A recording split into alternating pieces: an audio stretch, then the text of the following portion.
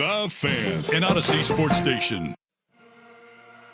It's time to tee off with Dirt and Sprague. Probably the most skillful the world has ever seen. And they look at you when I say that as if I'm potty, which I am on occasion. This is an Open Championship Week edition of Dirt and Sprague. Brought to you by Langdon Farms Golf Club, the best course in the Northwest for year-round golf. Book your tee time at langdonfarms.com. Open Championship Week with Dirt and Sprague on 1080. Go on, my son. Get it out there. That's more like it. The Fan. All right, 6:02 in the Rose City. Time for Dirt and Sprague on Portland Sports Leader 1080 The Fan. All right, let's just keep hitting it. I need more going. juice. Just keep going. I Keep need playing more it. juice. Keep firing it up. Let's go. What is happening? Trump didn't die. We don't need these bagpipes. These No. depressing-ass bagpipes. Keep everybody in a good mood, man. What are we doing here on a Tuesday? I hated to say this, Swigard, out loud, but that open is depressing. It's need a not little in any more. way I motivating. need a little more pick-me-up. Well, I need a little more we're in get Scotland go. this week. I for the don't opener. care. I know. I don't care. I know we're in Scotland. We just gotta, I gotta rev my engine a little bit at 6 a.m. Are 25 to 54-year-olds listening to bagpipes as their music? It actually would be really funny if you were somebody driving around on their like Spotify or whatever. Like, what are you listening to, man? Oh, I got the bagpipes greatest hits over here. You get in somebody's car and that's what they're playing. How random would that be? I got the new three-pipe. Oh, Yeah, well, you there's got a three-piper. three okay. piper now. Wow. All right. Extra pipes for I'm you, still buddy. blasting the Pied Piper. Like, what's more awkward, getting in an Uber and they're playing bagpipes or like opera music? Ooh, classical music I've heard once. See, I can do. I listen to classical music sometimes. I'm also an old white, so what do you want from me? Well, I'm also not doing a radio show in my Uber. No, you're not. So if I like started the radio show and it's like classical music, it throws me off a little bit. It's really one of the marketing trends that we should try and find. We need to find, like, how they have like influencers now on Instagram. We need. They've had that for a long time. Have you heard of those? We need Uber influencers. Like, we need to pay people to put 1080 The Fan on in their Uber as they're driving around, and then you're taking somebody to the airport, and they're like, "Hey, what are you listening to?" Well, it's my bros, Dirt and Sprague. Can I ask you something? Do you put this in the douche, no douche category? If we had a douche jar. Okay, I've douche off. Been watching the show New Girl with my oldest lately. She loves that show. Yeah. There's a character that anytime he says or does something, he specifically has a douche jar. And so they'll be like, put money in his douche jar, right? Okay. If we had a douche jar, Yeah. would you put money in being in an Uber, listening to the fan, and telling them that you're on the fan? Yeah. Is that douchey or no douchey? So while you get into the Uber, Yeah. the Uber has the fan on. The fan is on. And you know immediately that's the fan. They haven't asked you about sports. They haven't asked you what you do for a living, but the fan is on, and you organically say it. Well, I'm on that Douche? radio station. No douche. I'm going to go douche on that one. Really? I'm going to go douche on that one. Unless you can make it incredibly awkward and the guy you ask about the fan, like, hey, so you listen to the fan? And they give, yeah, I love every show except for those idiots in the morning. Then you immediately drop a, well, today's your lucky day, buddy. I'm that guy. See, I do the opposite. I go, really? What don't you like? I've never heard it. I can't stand those guys either. They're terrible, man. I don't listen to that stupid show. That Sprague guy he just pisses me off. That soy boy, and don't get me started on dirt. That nerd all he wants to talk about is video games. I think I go douche right there. I think I'm gonna label that a douche move. I have a hard time with this even in public. Like, we were out at the Fan Golf Classic last week. I have a really hard time as somebody who goes by a nickname on the radio of what do I introduce myself as? Because when I introduce myself as Andy, a lot of listeners sometimes don't connect the dots there, so they can't quite figure it out. And I feel incredibly douchey introducing myself as Dirt. I didn't hear you. We shook a lot of hands. I didn't hear or see you say dirt. I didn't say Dirt once because I feel too douchey You to just do said, it. hey? I just say, hey, I'm Andy. And I think half the time they're just like, okay, what do you work Oh, for? really? I didn't even say my name most of the time. We just shook hands like, hey, thanks for coming out. Hey, thanks yeah. for hanging out. I can't do the Dirt thing when I introduce myself. I just can't. I fill up my douche meter too much. You go by your nickname, though. I do, but I don't call myself that. It's weird. It's a weird thing. No, you quite literally did when you told us what your nickname was, and it's on every show. This wasn't my idea, all right? I didn't give myself this nickname all these years later. You earned it the hard way. I did. I had a lot of hard work went into this nickname. You didn't Kobe it. You didn't just give it to yourself to No. revamp an image after No. having a sexual assault allegation. No, I'm not the Black Mamba. I don't name myself. People named me. Yes. And I, unlike Kevin Durant, who had a great nickname, did not run from it. I did not run from my greatness. The Slim Reaper, the Durantula. Both of them right there for his choosing. The Slim Reaper, so It's good. one of the best nicknames of all time. It really is. So was the Durantula. Each of them was perfect. And he was like, no, I'm KD. I had to explain to my wife that that Swag hates Klingan. And she goes, why does he hate that? It sounds like it fits. He's a big guy. And I said, he hates nicknames that have like play on the regular name. And she goes, what? And I go, yeah, that's a thing for him, I guess. I think the Blazers have wrapped their arms around Kling Kong. I think he's officially Kling Kong. Here's my only problem with it. They sent out a Kling Kong tweet last night. I shout at the moon often these days. Yeah, it's okay.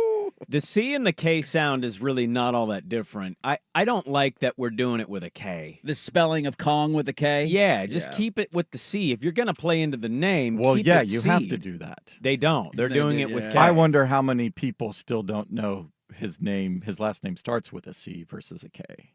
Well, I mean, if you can't figure that out with the Kling part, I understand. it's kind of a you problem. But I'm still waiting for, and I are had they my changing moment. the Kling to a K? No, Okay. no, it's a C. I assume most people aren't paying attention most of the time. I had a real opportunity last night. I didn't tweet about the basketball game, and I'll tell you why at 7:00. You holstered your takes for the radio show today. I did. Yes, sir. I had hot That's takes. a radio tease Gotta admit, right there. I was home run derby, and that was pretty much it. Really? I thought I found that. We'll get to that. We'll I get found to it that. awful. I wasn't interested at Well, all. I Go had- Mariners. After I- the anthem, it I got had even worse. skin- Yeah, it did. Oh, what was we? Yeah. Sorry. Might be the worst of all time. Might. I was in the kitchen, like preparing stuff to cook for dinner, and I thought she was having an orgasm. I was doing like, the same thing. What is going on? It's like a deep fake. Did they find somebody who claimed that they were a singer, but You not know, actually somebody a in singer? the MLB front office is like, they were on cell phones just cussing somebody out for booking that. Do you remember the movie with what's the guy from 300's name? The Bernie Mac? no, what? 300? Mr. 300? The baseball That was movie? Mr. 3000. Mr. 3000? No, 300, the Gladiator movie. Oh, I have Bernie no clue. Mac was never in a Gladiator. Dude, that would have been a better Gladiator movie. If he was in that, that would have been a way better movie. Imagine his commentary on the gay Would have been Persian great. prince. Yes. That What are we would have been talking about here? hilarious. You're missing an opportunity, man. It's great branding. No, I have no clue what the that lead guy's name- actor. I have no clue. You know what I'm talking about with the beard? Kind of. Butler. Gerard Gerard Butler. Butler. Thank you. Gerard Butler. Good job, Brandon. Sure. Picking that up. Nice. He's in a comedy with Katherine Heigl, the chick from Knocked Up. Do you remember this? I never saw that movie, but I think I know what you're They talking like hate about. each other, but they date. They end up falling. Anyways, A typical rom-com. I'm going the wrong way with this. My point is, there's a scene in that movie where he gives her toy underwear, is the best I can describe it, and he controls the toy. And she's sitting at a fancy dinner, and he's hitting buttons. I thought the gal singing the anthem had that.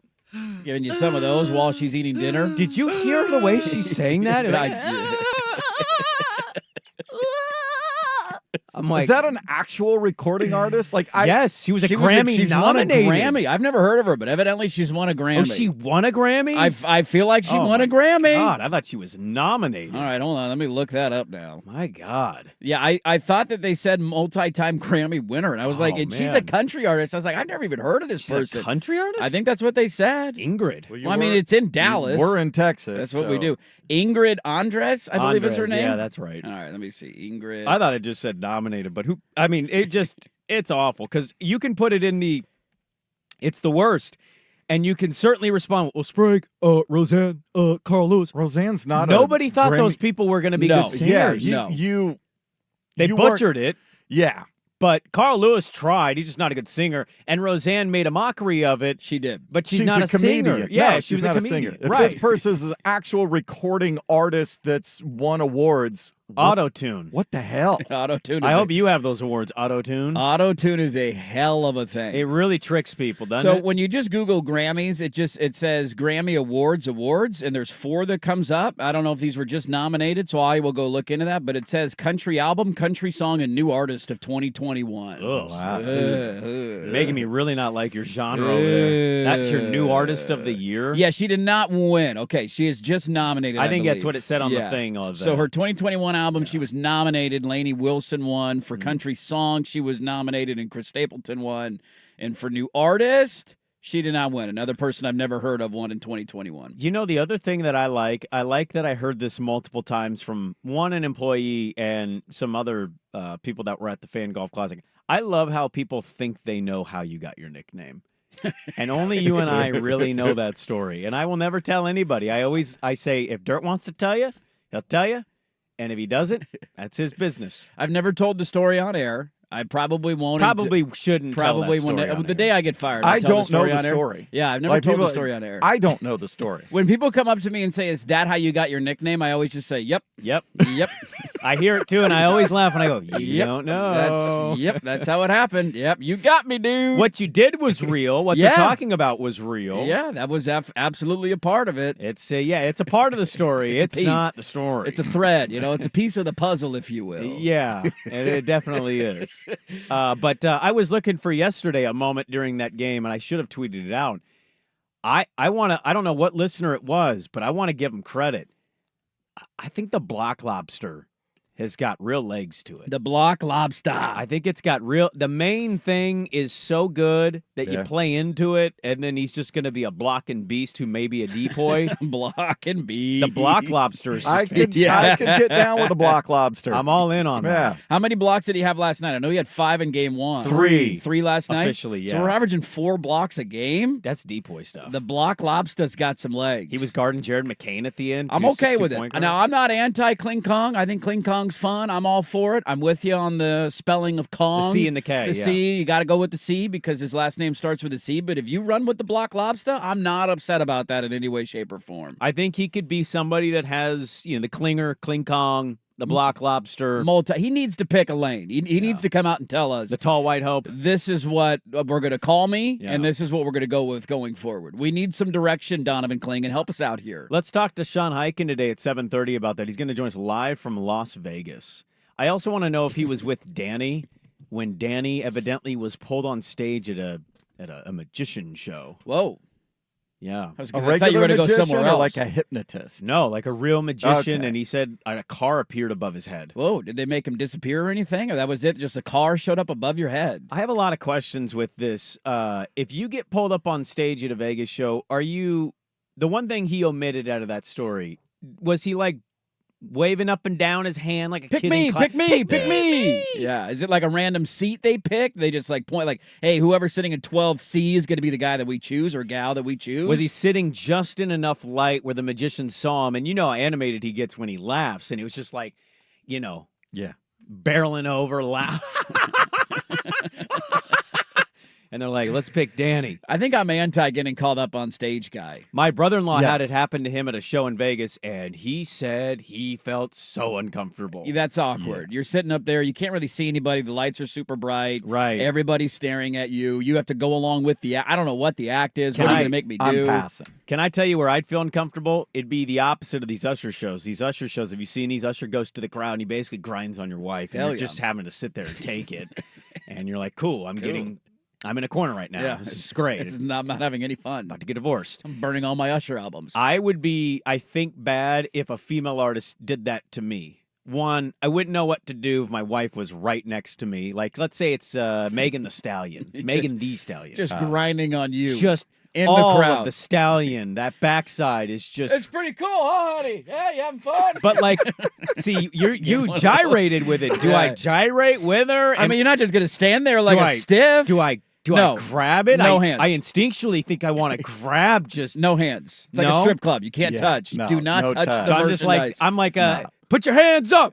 Hands behind the head. Hands behind the head. I'm the victim here. You keep it safe. You can put kind of your arms out a little bit. I think out is okay. But see, you're also on camera, so everybody sees you. So I think don't you wanna kind of look have like an to. idiot. You kind You're of gonna look like an idiot no matter what. Yeah, So you're right. You just be and I'm in a the- white guy, so like Megan Thee Stallion on a white What's guy. the size comparison too of that to you? That's what I want to know. I want to see Oh. that side by side visual. That's a thoroughbred. Man. That's a champion horse right there. Damn right it is. There's I'm a just lot a little jockey. Look, I'm just along for the ride, man. Well, we got a good show today. There is a lot to discuss. We'll get to the Clinger coming up at the top of the hour at 7 a.m. It is a Mail Sack Tuesday, so get the Mail Sack questions into the Vancouver Ford text line, 503-864-6326.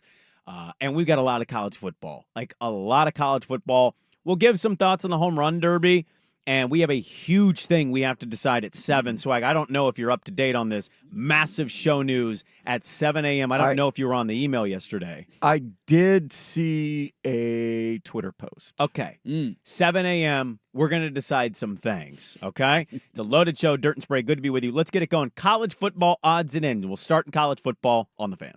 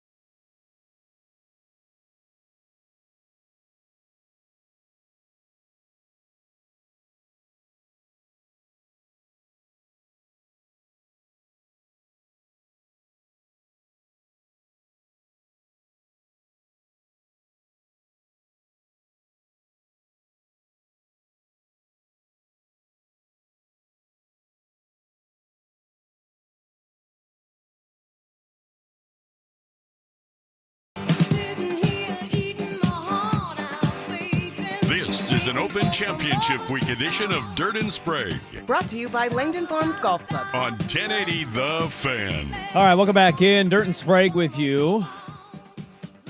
Beautiful little Tuesday morning. Your morning roasters here, your coffee boys. Good morning. Well, Donna Summer will get you going. It will. That gets me that going. revs the engine. Nick Saban made his SEC title game prediction yesterday. That he did. I'm ashamed. Well, you know what? I'm not. I'm not ashamed at all. I watched almost all day of the SEC network. Hell yeah, brother. Let's I worked go. out to it. I was in my garage watching it. You I have watched fight all songs that. in the headphones, too. You have big bands playing. Don't get me Third down music. You wait till 7. Yeah. I have breaking news to share with you at 7 a.m. I love it. He picked Georgia and Texas. He made his media debut at SEC Media Day, or his media-esque kind of debut. Yeah, this is kind of the stuff. I mean, he's done interviews and stuff, but this is like the start of his work on the stage, on the desk, all that. And I found it interesting. He still reportedly has an office and is like consulting. Consulting. I don't know why I went there. He's consulting Kalen DeBoer in Tuscaloosa, still has an office in the athletic department. And he went on TV and he's like, it's Georgia and Texas in the SEC title game this year. Checkers or chess? Chess. I'm going to go chess here. Okay. A little extra motivation. He understands rat poison and what it does to a locker room. Okay. Also, that guy, it's hilarious. Like, he has to have an office for life. No, he does. I think they said that, yeah. For every second that guy's awake, he has to have an he's office still in on Tuscaloosa. The payroll in some It should be called Nick capacity. Saban Stadium. It should. They need to rename things. What he did was wildly impressive. Yeah, part of me at first was like, hey, that's kind of cool. He's not showing bias immediately of picking Alabama, because I do think Georgia and Texas are probably the easiest bets to make the SEC title game this year, both in the playoffs, both returning quarterbacks, no coaching changes. Yeah. Right? So Alabama went through a lot of upheaval and lost a lot of players on their defense. They're still going to be very good. And I thought that's cool. I'm glad that he didn't pick them. And then your thought dawned on me of that's great motivation for them. I wouldn't put it past him. That's what he was trying to do. Your old coach doesn't even think you can get to the conference title game. Guys, I don't even believe in you. Great. Great. The Texas thing is interesting. I know Sark is scheduled to talk either today or tomorrow. I can't remember what the schedule was exactly. I didn't see him yesterday. Texas is definitely going to be good. We know that, right? Mm-hmm. What I find interesting is our assumption that they're just an automatic SEC title game team. What were they last year in the regular season? They were 11-1, right? They were 11-1 and then 12-1 with the Big 12 championship. 12-1 with the Big 12 I championship. think the only game they lost was to Dylan Gabriel in Oklahoma. And look, the expanded playoff, I'm not in talking the regular season. I'm not talking about making a playoff. That's a different conversation in the expanded era. Yes. Jordan Rodgers is already, talking about how 5 SEC teams should be in the playoff next year. And I'm like, here we go. Starting right now. This Texas winning the SEC, definitely possible. I find it interesting that we're just willing to do it and not maybe acknowledge the fact that they've moved to a much tougher conference. Yes, the schedule is going to be much more difficult than what they faced last year. And you also consider the fact that if I know some people don't like to play this game, but I do, because these things can flip-flop easily. There were a lot of games on their schedule last year that you were like, ooh, that could have gone the other way. That's what I'm saying. That could have gone the other way. Yes. That could have gone the other way. I remember that team last year. And Quinn Ewers was hurt for some of those, so to be fair to Texas, he missed some time during the season. But what if it happens again? Exactly. And so you have a tougher regular season schedule, and I still think, like, I'm curious to go, and I'm going to try and look this up. How many games in Kirby Smart's career as a head coach has he lost to teams not coached by Nick Saban? Because he had a run there where really the only team that could even rival him or challenge him is Nick Saban. They were undefeated. They didn't lose a game for 3 years. So they Sands' first year, I don't know if he has lost. I don't to know a if he team. has. And so that's the other part of this that I'm just chuckling about is this forgetting aspect of Georgia and just running with Texas. Well, and they're loaded. Alabama's getting a lot of attention because DeBoer's doing a really good job on the recruiting trail right now for their 2025 class. So Hasn't lost a game to a non-Saban team since 2020. Since 2020. Since the COVID year where we played and 10 games. that season is a no-count season for right. many. So in 3+ years, he didn't lose a game to a team not coached by Nick Saban. And Nick Saban is no longer in his way. Wild to be number one most of the year, be 13-1, and miss the playoff because you lost your last game. I know. In the last game of the year. Last year was the ultimate argument for an expanded playoff Yeah, it because was. Alabama beat Georgia, and that's like, all right, you beat them, you probably deserve a shot. Florida State was undefeated. They deserved a shot. And whether we like them or not or want to admit it or not, Georgia going 13-1 or 12-1, whatever their record was in the regular season, deserved a shot at a championship. I think yesterday got me pretty hyped for Big Ten Media Day. I mean, I'm still in on the SEC Media Day. We'll get to Greg Sankey coming up. We got audio from him, but it just kind of got me more and more jacked for college football, as I'm sure the video game did for many people. Yeah. One thing that kind of went through my brain when I saw predictions, like I think it was Jordan Rodgers, who's really good on TV, by the way. Maybe the better looking Rodgers as well. Oh. Just not as talented. I don't disagree with that. He's the better looking Rodgers.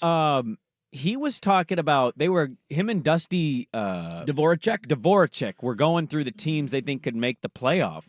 And both of them had like Alabama 3rd and 4th.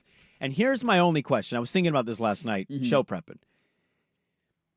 If you had Kalen DeBoer's resume with Dan Lanning, the person coach, would we just be dismissing Alabama the way that it feels like we kind of are? I understand they lost some things on defense, but that guy quite literally wins everywhere he goes.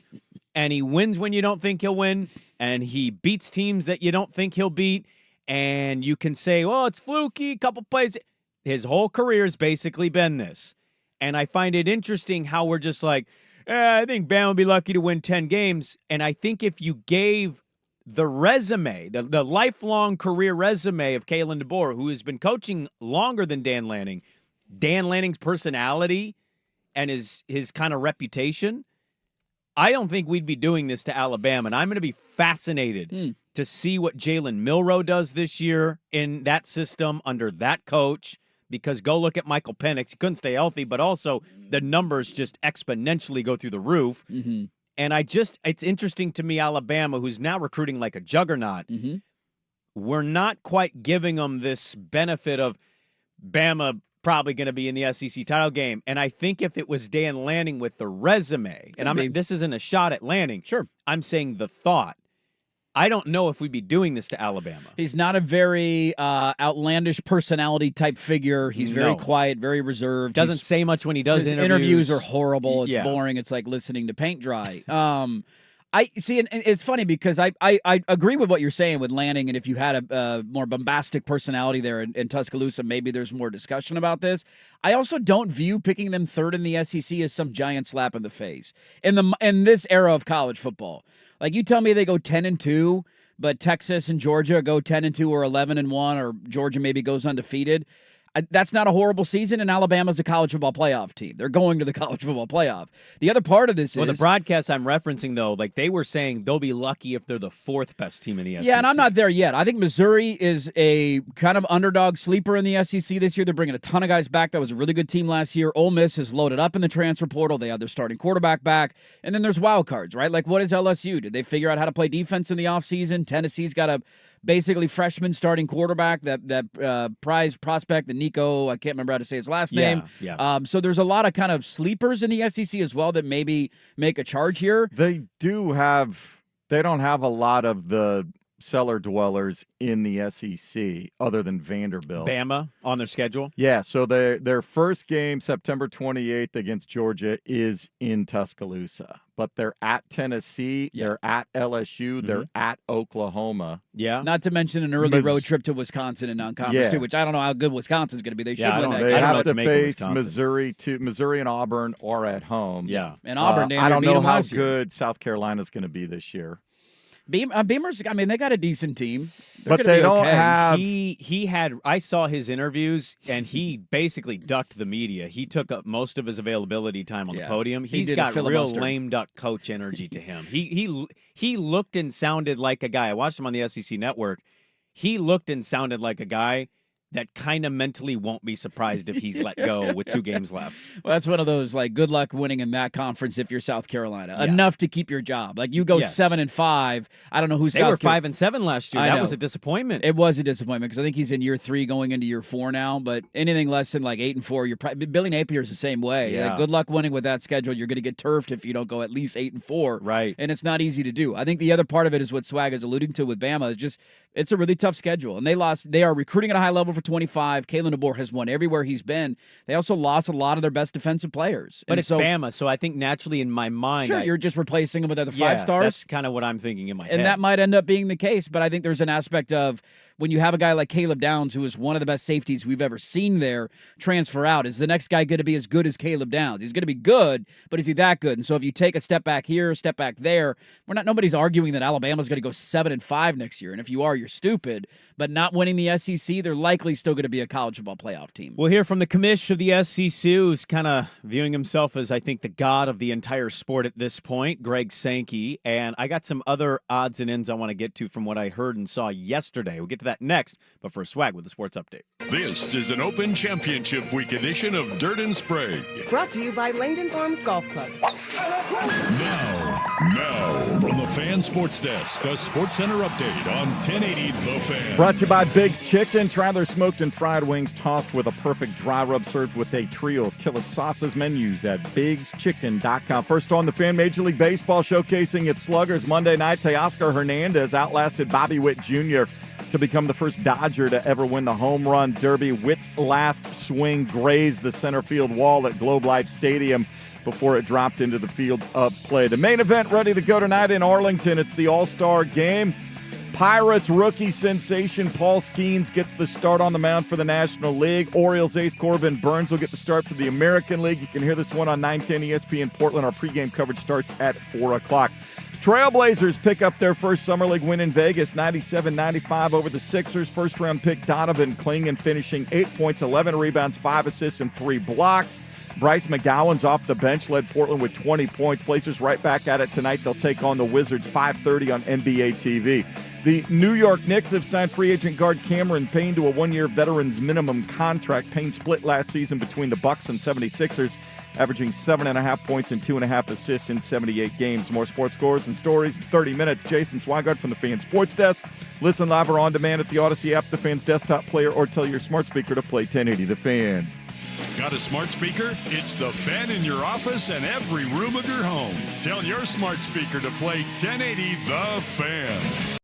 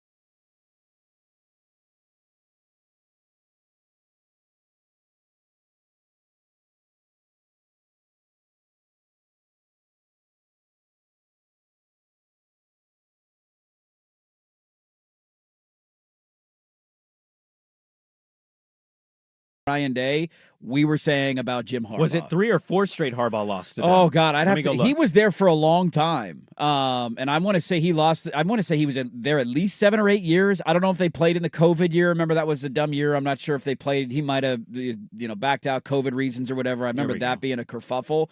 But that was the whole argument about him. He couldn't win the big game, and he couldn't beat Ohio State. They had years where they would go in as a top 10 team and just get absolutely dominated, like embarrassed. That was one of the most anticipated games of the year, and it would end in a bloodbath. They had the 1 year early on that I remember there was a controversial call in Columbus where there was like a 4th and 1, and I can't remember if it was Ohio State got it, but they didn't actually get it, but they gave him the first down. That play. That was the one that was like close, and then what followed that was a couple of bloodbaths in the favor of Ohio State. And now you fast forward 3 years later, and it's like, well, will Ryan Day ever win again? He lost 4 straight to them. 4 straight to open up the rivalry. He got there in 2013, right? I thought it was a little bit later than that. Was it 14? Maybe. I think right. it was 14. And then they didn't play in 2020. I know that. And then he went off 21, 22, 23. He won 3 in a row against him. It completely flipped the whole entire notion on its head.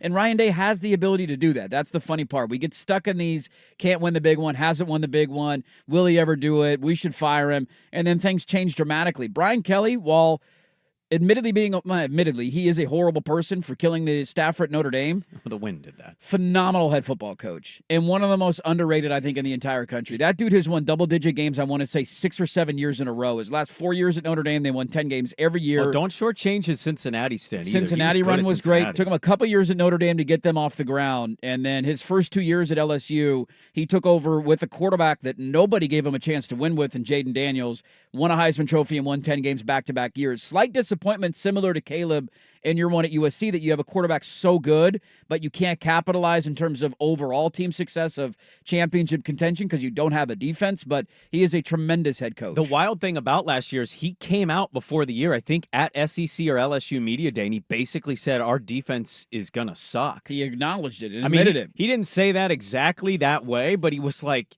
yeah, we'll see. And I think they were 13th total defense in the SEC. I'm with you 100%. I thought when they hired him, I'm like, oh, maybe a natty. He's got big boy resources now. Now, they have a Nussmeier coming in here. They've got a quarterback that they feel confident in. But here's my only pushback on Brian Kelly. We're going into year 3. Given the fake accent, the recruiting 360 photo thing that he was... Yeah. There is a slight bit of, is it the right coach at the right place? And now, look, 10 games in your first 2 years, like, I'm not going to be harsh on you much. I'm just saying, like, will he be able to break through in that conference, given Texas now in there? Oklahoma's defense should be nasty this year. We'll see what their offense is. Bama's got DeBoer, right? Like, we could rattle it off. Mm-hmm. They were good last year, not good enough. And now you go into year 3, the defense was just god-awful. Most of their returning talent is coming back. I tend to think that's going to be a good thing. But it's been a little bit of a weird fit for him. His personality with what LSU is, and I don't know if that matters a great deal to everybody else, but sometimes I think about that, the fit with the coach, and if this is it. He's wearing like a checkered suit, and I'm like, are you trying to be like a Southern lawyer? Like, what's going on here? You look a little out of sorts here. You got the fake accent for about 2 weeks. We're going boss hog on me. What are we doing There's here? just a little bit of like, this doesn't necessarily line up exactly right. But he is, to your point, a great coach, and none of that may matter. The culture fit does not make a lot of sense, and it never has. He's a Midwestern guy, known for Cincinnati, known for Notre Dame, being in Baton Rouge. It just doesn't quite compute in your head. What changes all that is winning. Now, if you want to start talking hot seat or he hasn't done enough after winning 10 games in his first 2 years, like, have fun with that. You're going to be cycling through coaches every 3 or 4 years. I feel the same. Everything that you're saying, he's not as cringy, but just in terms of a culture fit, I think Kalen DeBoer in Alabama are this as well. I think that's a very fair thing to bring up, which is why we talked about, like, whoa. That's a different ball game down there where they're psychos. Like, even Bo Nix, we're talking about this, coming from the state of Alabama, living in the state of Alabama, playing at Auburn, about how just psychotic it is. And after losing games, people sending him Venmo requests to, like, pay back their bets and all the social media interaction that you deal with. That stuff. Look, see, the Huskies have a passionate fan base. They sell out that stadium. It's one of the most intimidating places to play in the country. It is a different animal down there, and some people can handle it and some people can't. But Brian Kelly does not culturally fit. What changes and fixes all of that is winning at the highest level. They're no longer in the same division as Alabama. The SEC got away with divisions, and so the SEC title game will be the two best teams in the conference. I want to go to Sankey. I saw Pate had posted a tweet about this, and I bring it up because I just watched his interviews yesterday, Brian Kelly at SEC Media Day. And the first response, because he said, what is your opinion of Kelly? Somebody said, vastly overrated. He said, what is he rated? And they said, according to CBS Sports, he's number 4, which is way too high. And he said, where should he be rated? He said, top 10, not top 5. And it was just like. So we're going 4 to 7? I don't 4 in the country or 4 in the SEC? I don't know. Okay. I think you and I are in lockstep on Brian Kelly because of what we've seen from him. And winning at Notre Dame is no easy task. Ask Marcus Freeman. Yeah. But I don't know, the fit and then like what their expectations are. You know, Orgeron got a title out of that thing. That guy's going to be a god forever. He will. You can't even say he got a title out of it. All the stars aligned for one season for them, and the rest of it was an absolute disaster at LSU. Well, it's the and they greatest. Fell on it's their one face of the greatest teams ever assembled. Immediately the very next year. We are so quick to rush to ask for, what have you won? What have you done? And we do this to so many coaches around the country, and it's just hilarious to me. The crazy takes that we just don't give guys time anymore. Some coaches are around for a long time and they can't get over the hump, like Mark Richt at Georgia. That's a different example. A guy who was there for a decade plus and was basically the same coach every, like 10-2, 10-2, 10-2, 10-2 every year. Kelly's been there 2 years. I know Ryan Day's been there a number of years at Ohio State, but he's played for a national title. Like, dude, we just got to take a deep breath, man. It doesn't mean you always got to fire a coach. We will get to the big announcement at 7 a.m. We'll get to the Clinger coming up at 7:15. Sean Highkin from Vegas at 7:30. Get some MLB All-Star dealings. Tiger clapping back at a former golfer. Coming up next, Greg Sankey talks. Get to that on the Fan. The Herd with Colin Cowherd.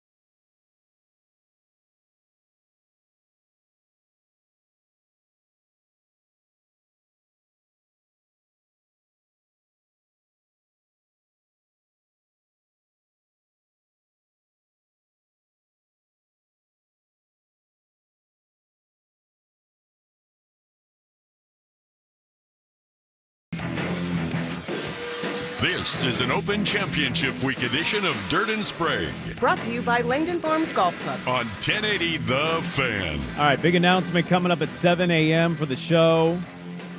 Donovan Clingan made his second debut at Summer League, his second game in his career at NBA Summer League. Talked to Sean Highkin at 7:30, crunch time around the corner, a loaded second hour of the show. Greg Sankey talked at SEC Media Day. That he did. As a commissioner tends to do. Interesting commissioner points of view. Teresa Gold saying, let's just get drunk, and Greg Sankey talking about the future of college football. Quite a spectacle. The expansion and realignment of college football has been ever-changing for a few years now. There's a report out from Brett McMurphy this morning, the Big 12 eyeing Florida State and Clemson. Yep. Because the Big 10 and the SEC don't want them. That's no surprise. Greg Sankey on adding more teams to the SEC. We're focused on our 16, period. You've seen how we've made decisions over the last decade plus for contiguous states to join. I think that's incredibly wise and provides remarkable strength.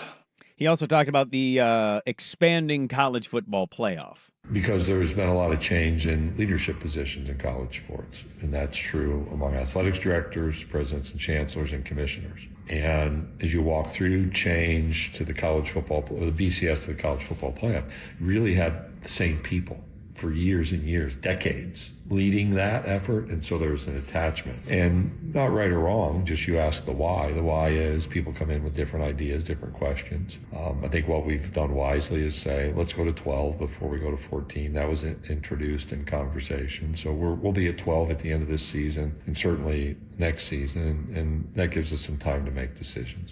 What did you make of Greg Sankey yesterday from what you saw?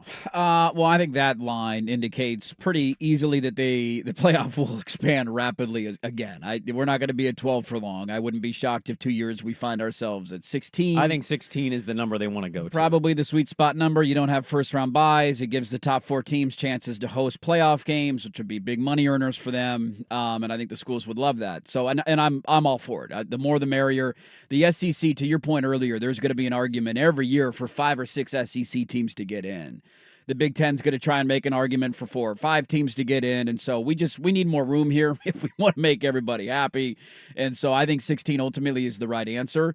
And I have, made this argument many times, and I think Greg Sankey is making it as well. The SEC doesn't have to do anything. Like this notion that if Florida State and Clemson get out, the SEC should want to go grab them or they're going to continue to expand. What do they need Florida State and Clemson for? They're already the best conference in the country. They already have a television deal that is on the brink of paying each school close to $100 million each. They added Texas and Oklahoma, which are 2 of the biggest names and brands in the entire sport in the entire country. You expanded westward. They already have the state of Florida. They already have a team in South Carolina. They already have that pocket of the country wrapped up. I don't think there's any desire on their part to add Florida State Clemson. Maybe the Big Ten changes their stance and they ultimately want to do that because they want more marquee games. But I actually believe him. One of the rare occurrences where I believe a commissioner when he says that of like, dude, we're good at 16. We don't need to expand anymore. We're already the best. We don't need more. I think the one thing we've learned about him and that conference is they control the sport the most. Yeah. And the year, which it may be this year, there's a team or 2 that they feel was robbed and left out. That's the moment it goes to 16. So if you tell me next year, it's like, hey, we're going to 16. Buckle up. We're going to 16. How did Missouri not get in at 9-3? What the hell are we doing here? I mean, I'm not kidding. It's already started. SEC Network yesterday. I think there's 5 teams in this conference that should be in the playoff. And I'm like, all right, well, here we go. This conference thinks they should get 5 of the 12 spots. Yep. And maybe they're not wrong. It is the SEC. I give them the benefit, as annoying as it is. I mean, they're going to get 5 in this year because you're going to have a conference champion automatically in, whoever was Georgia, Texas, Bama, Missouri, whoever wins it. But doesn't the group of 5 winner, the highest ranked group of 5, doesn't that kind of railroad the possibility, though? I don't think so. So you're going to have basically 8 at-large spots available? Seven. That's true, with a group of 5. So 7, you tell me 4 of them are from the SEC, 2 of them are from the Big 10, and then you get a random maybe ACC or Big 12 team. Big 12 ain't happening. Maybe ACC team. Why do I think the ACC's getting any kind of benefit? They were left out with an undefeated team. This is my point. They're going to get 4 or 5 teams in this year. Notre Dame could get a spot. Notre Dame could get a spot. Yeah, they could get that last spot. Business, yeah. All the at-large spots will go to the SEC and the Big 10 every year. Yes. That's the way it's going to work. Yeah. That's why they probably do their own playoff at some point. Forget you guys. We'll still allow your conference champion to come play with us in your group of 5 and your Notre Dame. That's still allowable, but that's the way this is going to work every year. We will take a pause on college football dealings. We got baseball to get into. Donovan Clingan's second game. Sean Highkin at 7:30, but we start the second hour. Huge show announcement to start the second hour of the show. Dirt and Sprague, hour 2 on The Fan. Window Nation can help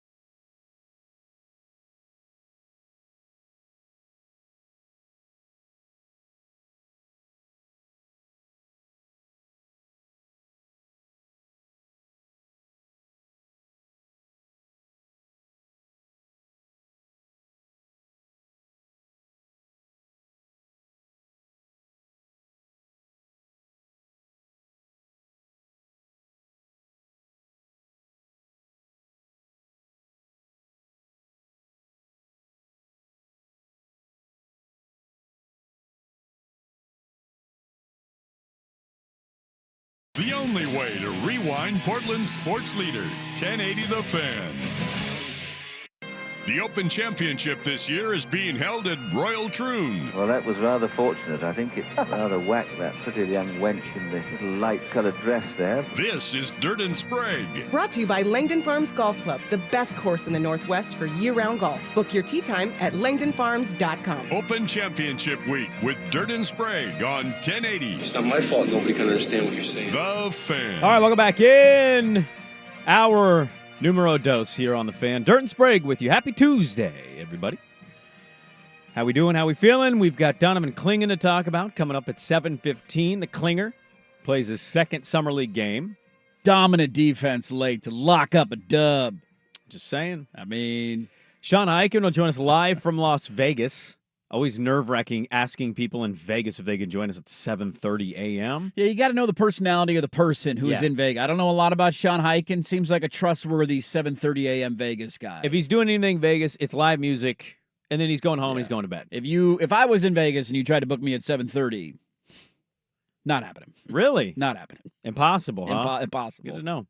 We have a huge announcement to get to start the second hour of the radio program. Before we do that, I want to remind you, you can listen on 1080 AM. Yes. 99.5 HD2, the Odyssey app. That's right. Or YouTube. Bring your ass. Bring your ass. And tune in every day. I would like to admit something to you that I don't think you were ready for me to admit. What do you got, Bob? So yesterday, I was minding my own business. I was dadding. I was show prepping. I was living my life, right? My wife goes, hey, let's go to our friend's house tonight. I'm doing a woman-y thing with the wife. Makeup. Oh, okay. I said, okay. Woman-y thing? Is that a phrase that the Spragues use? It's an eyebrow thing. What are you doing over there? That woman stuff again? That lady stuff. And the guy, I'm really good friends with the guy. We golf all the time, and, our kids are friends and all that. So yeah, a little family hangout. We go over there. His oldest is 15. He got an early copy of the Ooh, EA. did he have it? Goes, do you want to play? Let's go. And I went, let's go. Yeah. Let's go. Now, he has an Xbox, is it a 360? Sounds right. Xbox, whatever it is. Whatever the new one is. I was never an Xbox guy. I was always a PlayStation guy. Yeah, me too. The controller was always weirder to me on Xbox. I'm just more comfortable with the PlayStation stuff. So know the equipment that you know. So he fires it up. And oh my God, did it get me juiced for the season. Oh my, I thought SEC Media Day was doing it. And then I saw the intro to this game and I'm like, did it move? Did it move for you? It didn't move. It was standing. It was awkward. I had to ask for a pillow. Boner for 2 weeks. I couldn't believe how it made me feel. And I wasn't one that played video games. No. And so we fire it up. I picked Ole Miss was my first game. Ole Miss opening game. You didn't go with the Beavs in your first game. Interesting move. Well, here's a hot take. Because I fired it up first game. I only played like a quarter. I just wanted to feel it out. But first game I fired up was Oregon, Texas. Well, at Autzen Stadium. I don't like to play with my teams on video games. That's fair. That's okay. I like to play with teams that I like or that don't bother me. Yeah. And I'm rooting for the Lane Train this year. I thought he had some good stuff yesterday. So I picked Ole Miss. And he was Notre Dame. We played in South Bend, night game, regular broadcast, not the main game broadcast. You didn't go big team broadcast? We did not. We went Ole Miss at Notre Dame in South. I mean, that's a big game broadcast right there. That's a top 10 matchup. It was a 5 versus 8. Okay, that's a Herculean tilt. Now I was having no idea what the buttons did. Yeah. I will readily admit I threw 2 pick sixes and I was down 31-7 at the half. Dude, it's incredibly hard. I learned that the hard way yesterday. This kid had started right at 1. Yeah. His oldest knew how to he had all of these, he kept hitting buttons pre-snap and it was like this play to that play to this play to that play. He's giving you hot routes and audibles. I can't keep up with this. I'm running a Tampa 2 and I'm like, I hope I'm in the right coverage for this. And he just lit me up. Yeah. It was 31-7 at the half.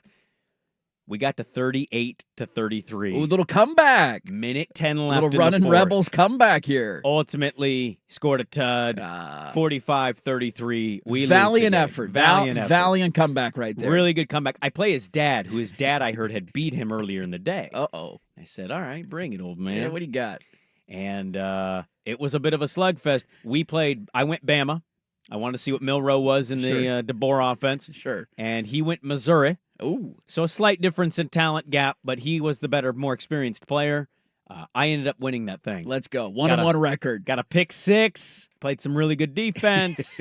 Got a 1-1 record. I just wanted to let you know. I'm proud of you, man. I dove in. I experienced the EA Sports. It felt good, didn't it? Didn't it feel good? Great. It felt great. That game, first off, incredibly difficult. I haven't played a football game in a while. It is so complex and nuanced. I was like, where's my other options of formations? And he goes, well, it's this B button. And I'm like, what? B? Oh, okay. Oh. And then it's the top B button. I'm like, there's 2 B buttons? And there's just a lot of gadgets on that controller, but I eventually started figuring it out. The throwing mechanisms are different than anything I've ever played with. Like, I haven't. It's going to take a couple of weeks of just like let's run some practice here. Okay, let's get some 2-a-days in. Yeah, let's figure out all the kinks before we launch fully into a season. I was throwing a couple of deep balls with Dart.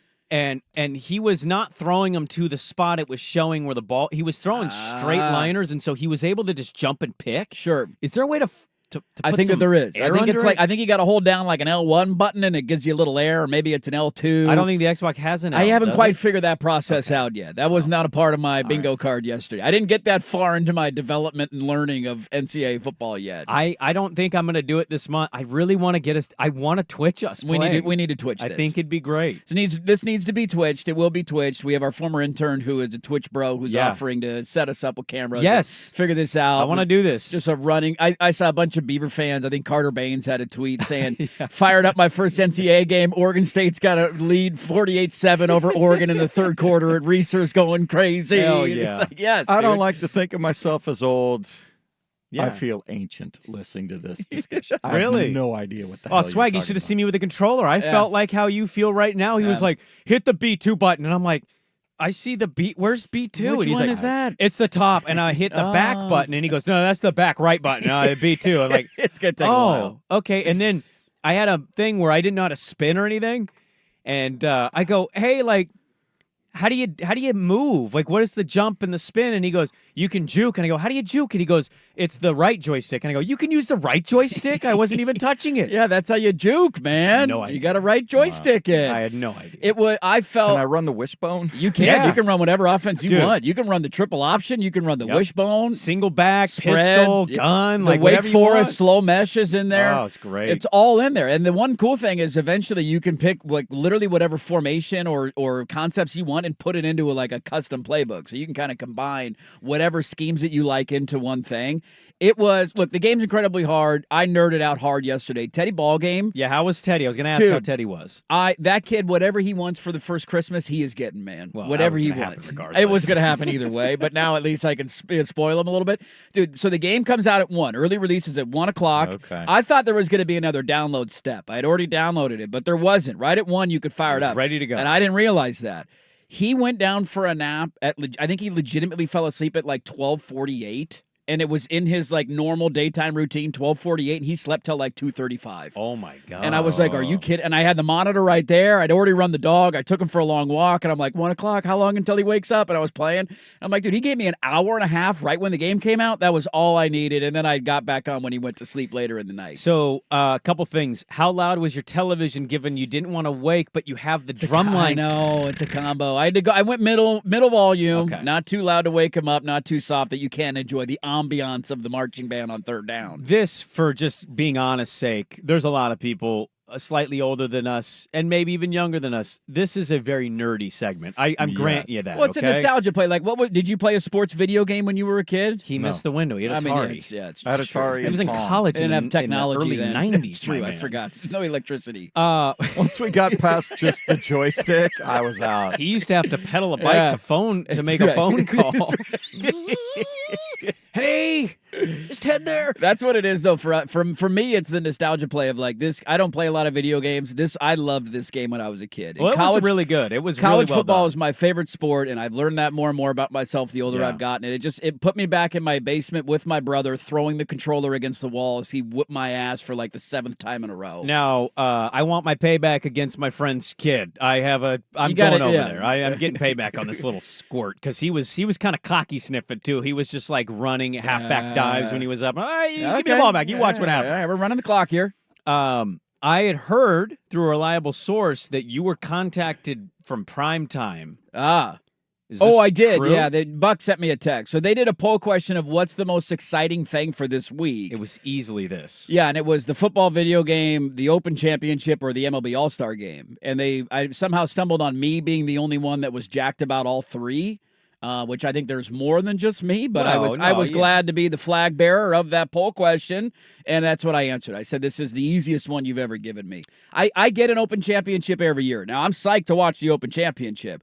If you went 14 years without or 12 or however many years it's been without an Open Championship, there'd be a lot of anticipation. So I went video game 1, Open Championship 2, All-Star game is a distant third. Okay, we're going to get to the clinger here. I want to talk about Donovan Clingan and some real sports, not these video game sports that Swag is like scratching his head at. Yesterday on the show, you signed off. Now, my buddy's kid is going Memphis in Dynasty mode. Memphis is a pretty good call. I said, Memphis. He goes, they have really sick jerseys. They he goes, do.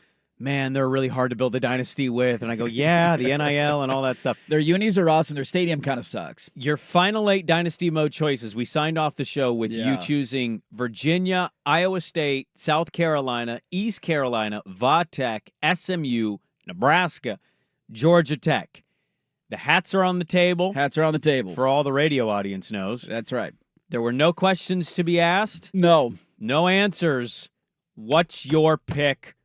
Who are we choosing for Dynasty mode? It was a very tough decision. It took a long time yesterday. A lot of thought, a lot of reflection, a lot of consideration. At different moments throughout the day, there were different leaders, even some not even in the top 8. Arkansas had a moment. I thought about Arkansas for a bit. Fighting Pittman? SEC was coming with a bag, and I thought, do I need to go be a Razorback right now? Woo, Pig Suey! I was ready to start yelling that out in my living room.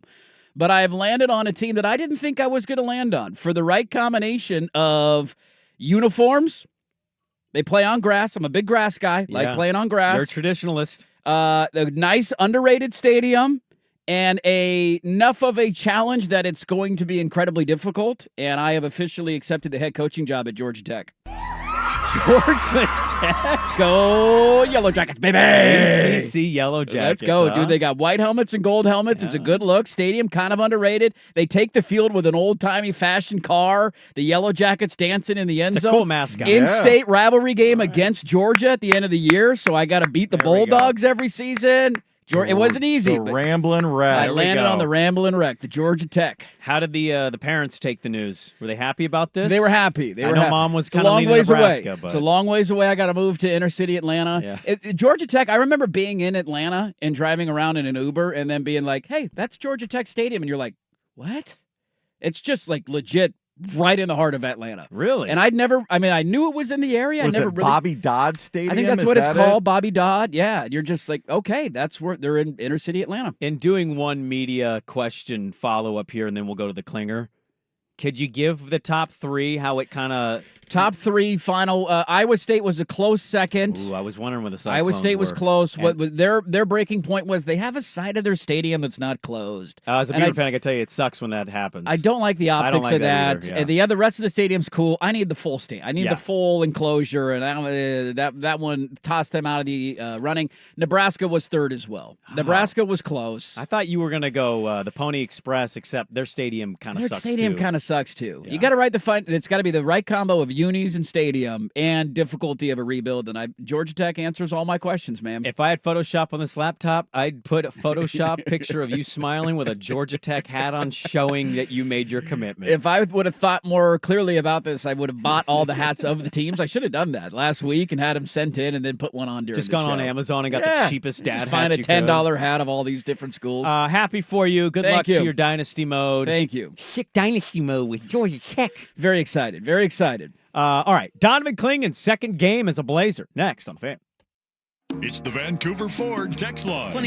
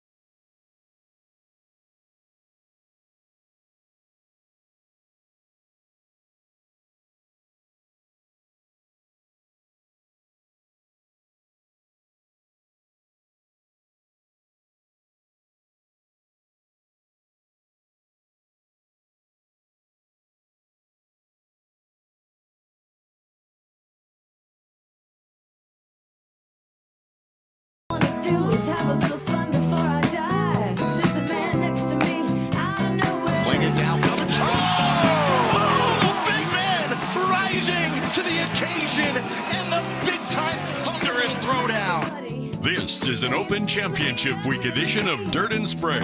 Brought to you by Langdon Farms Golf Club. On 1080 The Fan. Yeah, there was the NBA TV call, the Clinger, with a nice little dunk over the Philadelphia 76ers. Some big defensive plays at the end, including creating a 5-second call to give the Blazers the ball back and win the game. Pretty good body to have guarding an inbounds pass. 7'2". Not a bad idea. He is not shooting very well from Summer League so far 2 games in. He finished with just 8 points. We knew he was not going to be tremendous offensively, but what you want to see is the defense, the rebounding. Yesterday, and I thought Highkin actually put a good point in the Rose Garden report on it. I don't even think the box score really does it justice. 8, 11, and 3. It felt like his impact went a lot further than just the numbers suggest as well. He's going to be one of those bigs where he's so tall and lengthy defensively that he's going to have a lot of things that don't show up in the box score because it's just not easy to score around a guy like that. And there's a lot of centers in the NBA that fall into that category. But I agree completely watching some of that game. I didn't watch all of it last night, but flipping back and forth, watching a little bit on the iPad. There seem to be stretches where he can dominate on that end of the floor, and you're not getting blocks and rebounds on every possession, but you're immediately telling is that you just turn the game on. You can see his impact on that end of the floor. The offensive stuff, dude, I don't really care about it. I don't. It's Summer League. He's playing with a bunch of nobodies that likely aren't going to be long-term NBA players. Yeah. He's not getting set up with any offensive looks. He did dial back. He doesn't have a real point guard. Doesn't have a real point guard. Like, just whatever. Like, his offensive game will take time to develop, and we knew this is a bad draft, and he's a development piece on that end of the floor. I'm not going to lose any sleep over him going 4 of 11, only scoring 8 points. He's playing really good defense. He shows the size. I think athletically he can improve a little bit in terms of quickness, but through 2 games, I have 0 complaints about Donovan Clingan. Yeah, you know what's interesting is like Stephon Castle's been raved about at the Summer League. He had, I think, 22 points against Portland. I think before that he had 20-some points. What people aren't talking about with some of these players, and some of these players are playing better than people thought they would. Mm-hmm. Funny, draft class so far doesn't seem as awful as we made it out to be. Reed Shepherd is lighting it up. Castle had 22 points on 21 shot attempts. Like, efficiencies haven't been there for a lot of these guys. No. Klinger was not drafted to be your offensive juggernaut. Shaden should be that this year. If you get past the vets, you're hoping next year's guy that you pick is kind of this, right? Scoot, hopefully, is in the 16 to 20 point per game category. You want Clingan banging down low, getting rebounds, and dictating and blocking shots or alternating looks and making things uncomfortable. Here was Donovan Clingan in the postgame. He was not very kind to himself after his first game, very disappointed with his performance. Here he was on his second game. I feel like I protected the rim, at a high level. A couple of less illegal screens today. I know I had one, and as soon as I set the screen, I knew it was illegal. But I feel like fouls. I had a couple less fouls today. Great reads on the offensive end. I feel like I had a couple good passes that, to my open teammates cut into the basket. And I was just trying to be the best defender and help my team win. I don't think we pretend that we think Summer League is all of that important here. It's July, and it's our team in the Summer League, right? So we're just seeing what we see. Quintel Woods was the MVP. We all know what this is. Right. The one thing about yesterday I thought was great is one thing that I really liked about him going into the draft and what I was happy about with they drafting him is where he came from. He came from the most NBA-ready program in college basketball, played in a system that, at least one NBA team kind of wanted in the LA Lakers, and it's smart, team-oriented basketball. He was moving the ball. He was making good reads, good passes. He had a moment at the end of the first half. I don't know if you saw this, but he got the ball. It's about 3 seconds left. He was around the free throw line. He did like a little spin move, and I'm like, shoot it. And he kicked it out, wide open Chris Murray, shot it. He missed it, and immediately ran up to Chris Murray, dapped him up like, yo, shoot that again. Like, that was a great look. It was a great pass. It was a good read. And so he may not score a whole lot. He may be a guy who scores 12 to 14 points, maybe less a game.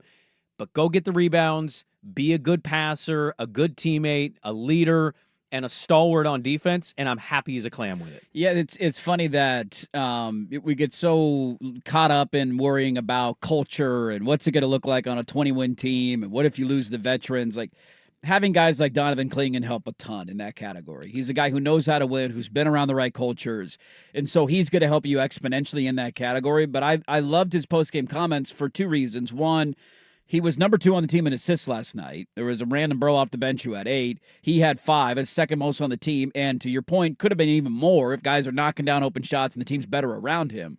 And the other one is when you're going to be a defensive big, how are you smart? Like, are you just like Nurkic used to do this all the time, where he would just stumble into 4 fouls in the first half, and you're like, dude, what? That's an easy layup. Just give up the bucket and go back on the other end. Like, don't commit a stupid foul. And he had 5 in his first game in 26, 27 minutes, whatever he played. A couple of them were on illegal screens. And he was very conscientious about that, already going into game 2 of, like, be smart. Don't get into foul trouble, even though it's summer league, even though none of this matters, to kind of wind that down to 3 and only have 1, I believe, offensive foul call. That was already signs of a guy who's smart and understanding, okay, I need to get better in this category, and he did from game 1 to game 2. The fact that the first things that he never mentioned his scoring, his offense, or anything. He understands his role. He will continue to work on all of those things because he knows once he gets in there with some veteran guys, if Shaden can do what he's supposed to do, if Jeremy Grant is still on the team when they start, that sort of things, he's not going to get double teams. He's going to have looks. He's got to knock down 17, 18 footers because they're going to back off of him. So he'll continue to work on that. But the fact that he understands, no, my job here is to facilitate, keep the ball moving, get guys open, go retrieve balls, and to stay on the floor for as long as he can. It's quite refreshing. Well, think about the benefit he's going to have, too, when he plays with real live NBA guys. When he's setting monster screens and rolling. Like, he had 2 or 3 plays last night. I counted them where I'm like, throw it to him, throw it to him, throw it to him, throw it to him. Nope, no lob, no lob. And I get it. None of this is really that important to most people. I totally understand it. I don't blame you if you didn't really watch much of it. It's summer league basketball. It's not great basketball, but you know, you say none of this matters to a certain extent. Like, it's got to feel good for him to go back to a hotel and go, I can play in this league. Like, I can. If I'm doing it against these dudes, I'm going to take some confidence back training camp. We'll start the regular season. He's going to back up Ayton unless they surprisingly trade Ayton in the offseason, which I wouldn't be opposed to because I'd love to see this. And he's playing more than 20 minutes. Like, he's getting – I thought they played him a little less than I thought they would in the first half, but – he's largely being pushed minutes-wise a little more than he was in college. So I've been happy with what I've seen. Not a perfect product offensively. No. But showing you exactly what you want. And not that message board stuff needs to be the dictator of these things. It ain't like the Wizards fans on Reddit are very happy with what Alex Sarr has been. I love the overreaction. And they would have, well, yeah, I know it's an overreaction for sure, but we at least feel good about him defensively. We do. And I feel like we can all, I don't know what his ceiling will be as an offensive player. But he can shoot the 3 eventually, Dirk. He's got good hands. He's got good eyes. He's a good passer. Like, all of that stuff. And then you're going to add a couple of easy buckets a game just playing with NBA players. Yes. Yeah, that. If you get Scoot or Shaden in a pick and roll and they double there, then, you know, just go to the rim. Plus, if he can go be an offensive rebounder, you're going to get 4 or 5 points with putback dunks. Did you guys see Jaylen Brown courtside with Angel Reese and his girlfriend who was on the Indiana Fever? Yep. They caught him on camera, and I think they nailed it because the quote is to them, he says, watching Boston, L.A., I don't think Bronny is a pro. And then his girlfriend says he's probably in the G League for sure. And then he basically says something to the effect of, "Oh no, he's going to be on that roster." Jaylen Brown has responded to this. He quote tweeted the video, and he said, "It's a flex to have your son alongside you in the NBA. It reflects greatness and longevity. Bronny has all the tools around him to be successful. I look forward to watching his growth." Not denying that that's exactly what he said because it's impossible to say that he said anything else. I just thought it was funny he got caught, and he's just like, yeah, but he hasn't been shooting the ball well at all. He's 0 for 13, I think, from 3 in the summer league. Yeesh. But he's right. It is a flex to have the kind of power where you're like, yeah, I want my kid on the team. Yeah, I laugh at the controversy over all of this stuff. Turn on a Blazers summer league game and how many of those guys aren't NBA players. I know a lot of them don't have guaranteed contracts and they weren't taken in the second round, and so that's what changes it a little bit. But the ironic part of all this is it was innocently the NBC Boston camera that was just taking a video to tweet out of, hey, look, Jaylen Brown's here. Yeah. It wasn't even meant as, oh my God, he's mouthing and talking about Bronny. They just took a random clip of him. Look at this. He's here sitting with his girlfriend and Angel Reese, tweeted it out, and everybody's like, wait. Then you read his lips and you can hear what he's saying. The internet snitched on see him. what he's saying, Yeah. and they just caught him. It was an innocent tweet. They got him into trouble. I don't think he's going to play much. I think LeBron's going to try to get something in the first game, a moment so you can capture it on camera. That dude's going to be at the end of the bench, never playing. Yes. Let's go and talk a little bit more Clingan, what we have seen courtside, because Sean Highkin is in Vegas. He joins us coming up next for the Daily Ticker. Don't forget the mail sack at 8:15. Sean Highkin joins us next on The Fan. This is an Open Championship Week edition of Dirt and Sprague. Brought to you by Langdon Farms Golf Club. Now, from the Fan Sports Desk, a Sports Center update on 1080 The Fan. Brought to you by A&E Plumbing, Heating, and Air, serving Portland, Southwest Washington, and the Gorge. Online at aneheatingandcooling.com. It's hard to stop a train. First on The Fan, Major League Baseball showcasing its sluggers Monday night. Teoscar Hernandez outlasted Bobby Witt Jr., becoming the first Dodger to ever win the home run derby. Witt's last swing sent the ball grazing the center field wall at Globe Life Stadium before dropping on the field of play. Tonight, it's the main event. The All-Star game from Arlington. Pirates rookie sensation Paul Skeens gets the start on the mound for the National League. Orioles ace Corbin Burns gets the start for the American League. You can hear this one on 910 ESPN Portland. Pre-game coverage starts at 4. Trailblazers grabbed their first win in the Vegas Summer League, 97-95 over the Sixers. First-round pick Donovan Clingan finished up with 8 points, 11 boards, 5 assists, 3 blocks. Bryce McGowan's off the bench, led Portland with 20 points. And the Blazers back at it tonight. They take on the Wizards, 5:30 on NBA TV. The Knicks signing free agent guard Cameron Payne to a one-year veteran's minimum contract. Payne split last season between the Bucks and Sixers, averaged 7.5 points, 2.5 assists. More sports scores and stories in 30 minutes. Jason Swigard from the Fan Sports Desk. Listen live or on demand at the Odyssey app, the Fan's desktop player, or tell your smart speaker to play 1080 The Fan. The Fan Merch Locker has new shirts from the fan shows and hosts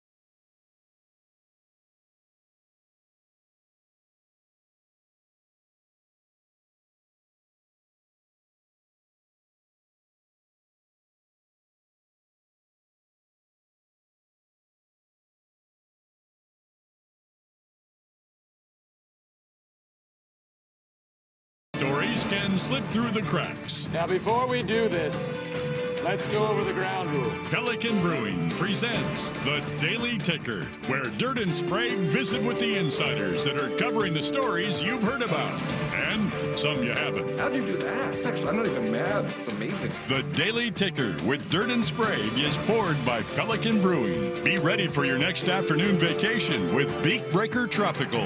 Pelican Brewing, born at the beach. All right, Daily Ticker time here on a Tuesday, brought to you by Pelican Brewing. Visit pelicanbrewing.com for more details on locations, events, award-winning beers, independently brewed since 1996. Pelican Brewing, born at the beach. Let's go to Las Vegas. We were just talking about Donovan Clingan and the Blazers playing their second Summer League game last night in a win over Philly. Joining us now is friend of the program, Sean Highkin of the Rose Garden Report, rosegardenreport.com, at Highkin on Twitter. Sean, good morning to you. Have we landed on the Klinger, Kling Kong, the Block Lobster? How are we feeling about the nickname game so far for Donovan Clingan? Is anything sticking in Las Vegas? I don't like any of those. I mean, I guess Kling Kong is the one everybody's going with, but, like, I don't know. I feel like nickname, like, you can't just say, oh, somebody needs a nickname, let's come up with one. Like, it's gotta come naturally. That's always been where I land on that. Okay, how do you feel, though? I don't know if we just threw it at you for the first time, but we talked about this because Swag also hates all the nicknames, the Klinger, Kling Kong. We had a listener, because he's from Maine, that did call him the Block Lobster. We kind of liked it, but you're not in on it? I don't hate that one just because of the part of the country that he's from. Yeah. Okay. Yeah. Like that one you could talk me into, but it's one of those things where, like, you know it when you see it when there's an actually good one. That's kind of where I'm at on it, and I feel like all these ones so far are still kind of forced.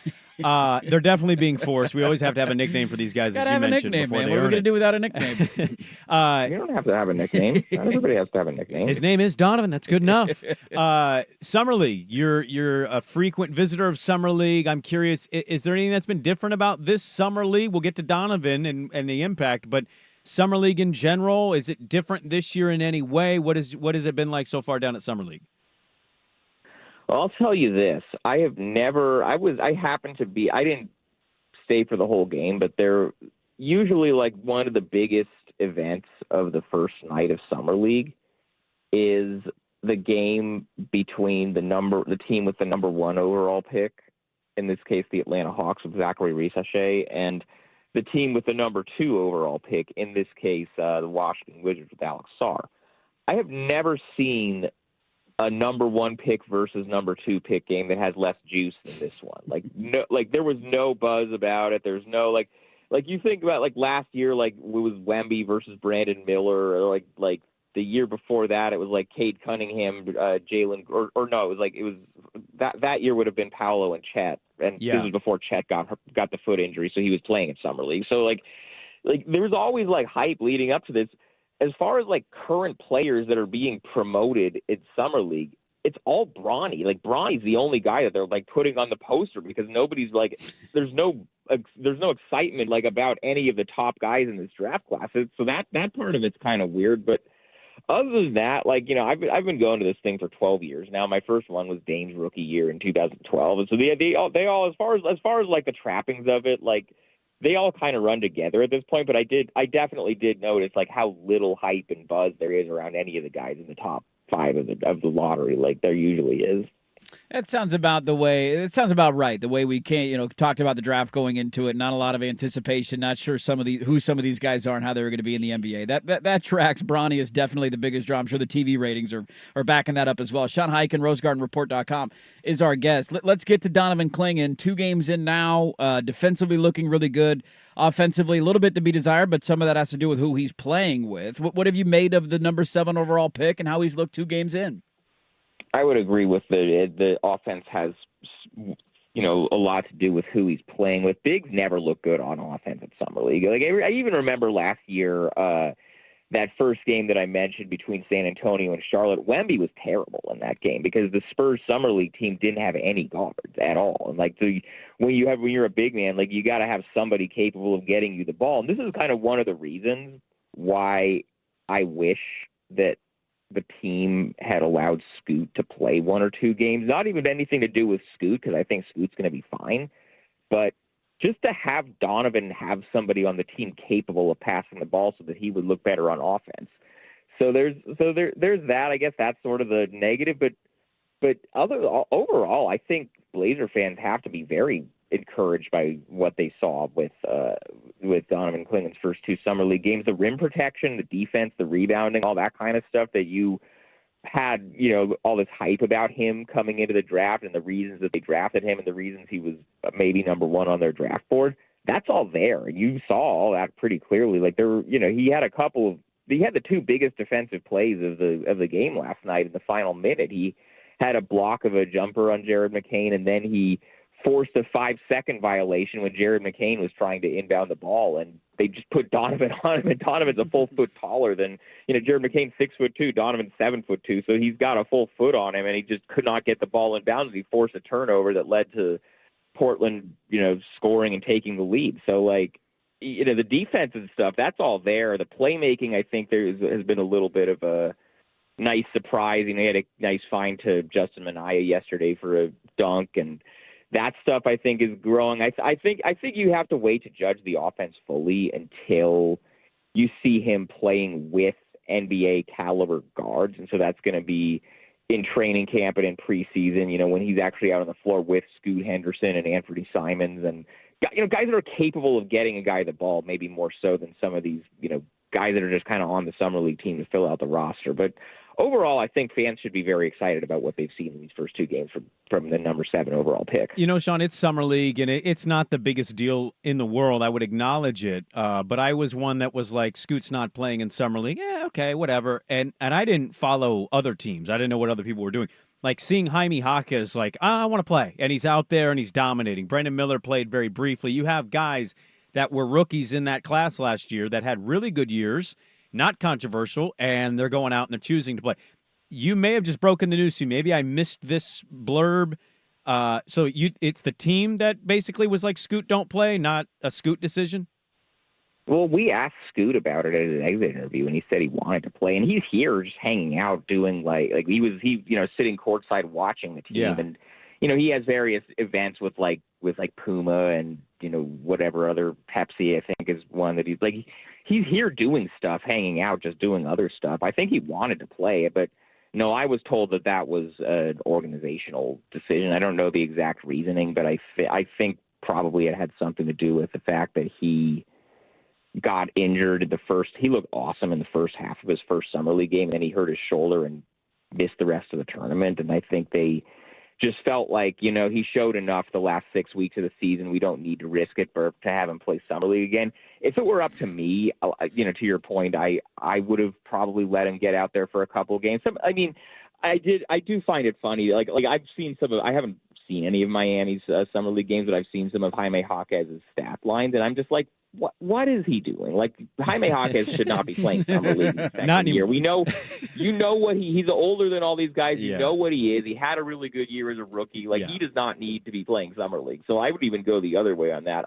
If it were up to me, if I were the one making the decision and Scoot wanted to play summer league, I would have let him play 1 or 2 games. But this stuff's above my pay grade, so I don't really know what to tell you. 100%. That's basically what we said as a show. Is like the thing with Donovan. I think that hurt him. I know he didn't shoot the ball well, and he had an air ball 3 in the first. I just think also how many times have we counted? Oh, lop, lop. Nope. Okay, we're not going to pass to the big guy on the roll after a nice screen. I am curious just to touch on something you mentioned there, the playmaking. It's not that we should be shocked, I guess, to see him make good plays. He played in a really good system, and he's coming from a pro-ready program at UConn.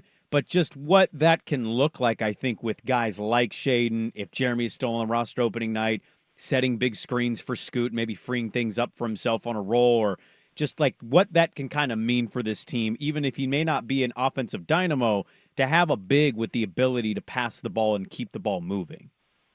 Well, we saw it for years with Nurkic, and, Nurkic had his own issues with, as far as, both the health and, some of the other stuff about his game offensively and, some of the inconsistency. But that's one thing, that the playmaking and kind of the ability to be a hub on offense, that was always one of Yusuf Nurkic's strengths when he was here. And you saw at times how well he fit with Dame and with Jeremy and with, Ant and whoever else he happened to be playing with at the time. So, And that was something, when they traded Nurk, that was, for, as the other stuff that DeAndre Ayton brought to the table and Duop Reese, like those are a couple of things that, those are a couple of guys that they don't bring that in the same way that Nurk did. And so that was a kind of a different look at center. So now it kind of seems like that was kind of what my thought was, like Donovan Clingan is kind of bringing some of that back from a big man.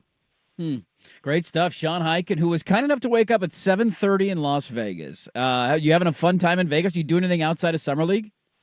No, that's why I don't want to die yet. But like I figure, so I've been here for 8 days. I've been here since last Monday because I came down for some of the Team USA stuff also, and so I think this is probably. I mean, I've been coming to Summer League for 12 years, like I said. So I've probably been here when I was a lot younger. I probably came for the whole time at some point, but like. I've finally figured out the way to not want to die when I'm out here is I just do not leave my hotel room unless I have somewhere I have to be. So you weren't at the magic show when Danny got pulled up on stage, because I saw that. No, I was not. I think that was a him and the wife situation. I was not. I did not get that invite, but no, I haven't done any of that kind of, like, I'll go out to dinner with people, but like the thing about me is I don't really like go out and go to clubs or gamble. You're a live music guy, like, though. I am, but like I'll tell you what, I looked at the Grateful Dead thing at the Sphere that's playing right now. I looked at it. Like, I'm not like the biggest Grateful Dead fan in the world, but like I really want to see the Sphere, and I actually thought about about justifying it as like, yeah, maybe I'll do this as a tribute to Bill Walton because he would have wanted me to go. But then I looked at the tickets, and it was like I was looking on like StubHub or like one of the secondary market sites on the day of the show just to see what if it dropped at all. It was like $275 to get in the building. So I was like, okay, I'm not doing that. And on my birthday, on the 13th, I was gonna go to Missy Elliott at that T-Mobile, but the Blazers had their first game that night, so that was obviously out. But so I didn't really get out to any shows, but I feel like I did it right this year. I mostly stayed in my hotel room outside of going to the gym for Summer League and, a couple of like dinners with friends that I saw while I was out here. But other than that, I was kind of just laying low, which is kind of the way you have to do it when you're as washed as I am. You probably made a good decision, too, to not do the tribute, because if you're going to do a proper tribute for Walton with Grateful Dead, you would have had to have done mushrooms, and I don't know what that would have done for your tribute. That's not really my kind of party either, so I don't know how that would have gone. Would have made for some interesting coverage at the Rose Garden Report, see if we get some new spins on things. Blazers on mushrooms. Let me dive in. RoseGardenReport.com. Go check them out. Rose Garden Report newsletter, and covering the Blazers for a long time down in Summer League. At Highkin on Twitter. Sean Highkin. The only one down there. I think the only one is the only one we member, got, man. Enjoy the rest of the time in Vegas. Thanks as always for the time, man. We appreciate it. Yeah, thanks for having me on, guys. There you go. Sean Highkin of the Rose Garden Report. The Daily Ticker is brought to you by Pelican Brewing. Visit pelicanbrewing.com for details on locations, events, award-winning beers independently brewed since 1996. Pelican Brewing, born to the beach. I want to stick in the NBA coming up next, as there's an owner with comments and a team who has done something with a star that we haven't talked about yet this week. We get to that next on The Fan. Who's stinking it up? Woo! Do not go in there. It's time for Who's Stinking It Up, a sports lowlight that's ripped from the headlines. We couldn't do diddly poo. Brought to you by Three Mountains Home Services. Schedule your appointment on. Call, and I was, quite frankly, very disappointed with the decision. Kawhi wanted to play. We wanted him to play. I was there the first two practices. He looked very good. There's Lawrence Frank, who is throwing USA basketball under the bus for Kawhi Leonard being off the team. I don't know why we need to throw anybody under the bus other than Kawhi Leonard, who can't stay healthy. He shouldn't be playing on Team USA. He missed the postseason. If I were a part of the Clippers organization, I would lose my mind if this guy wanted to play in the Olympics. Dirt, there's Three Mountains, one for HVAC, one for plumbing. That's right, one there for is. electrical. That's Our right. good friends bringing the Stinking It Up report, USA basketball or the Clippers. I don't know. Brought to you by Three Mountains Home Services.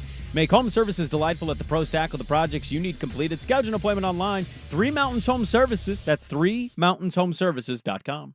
Hey, everybody, Sprague here. You're familiar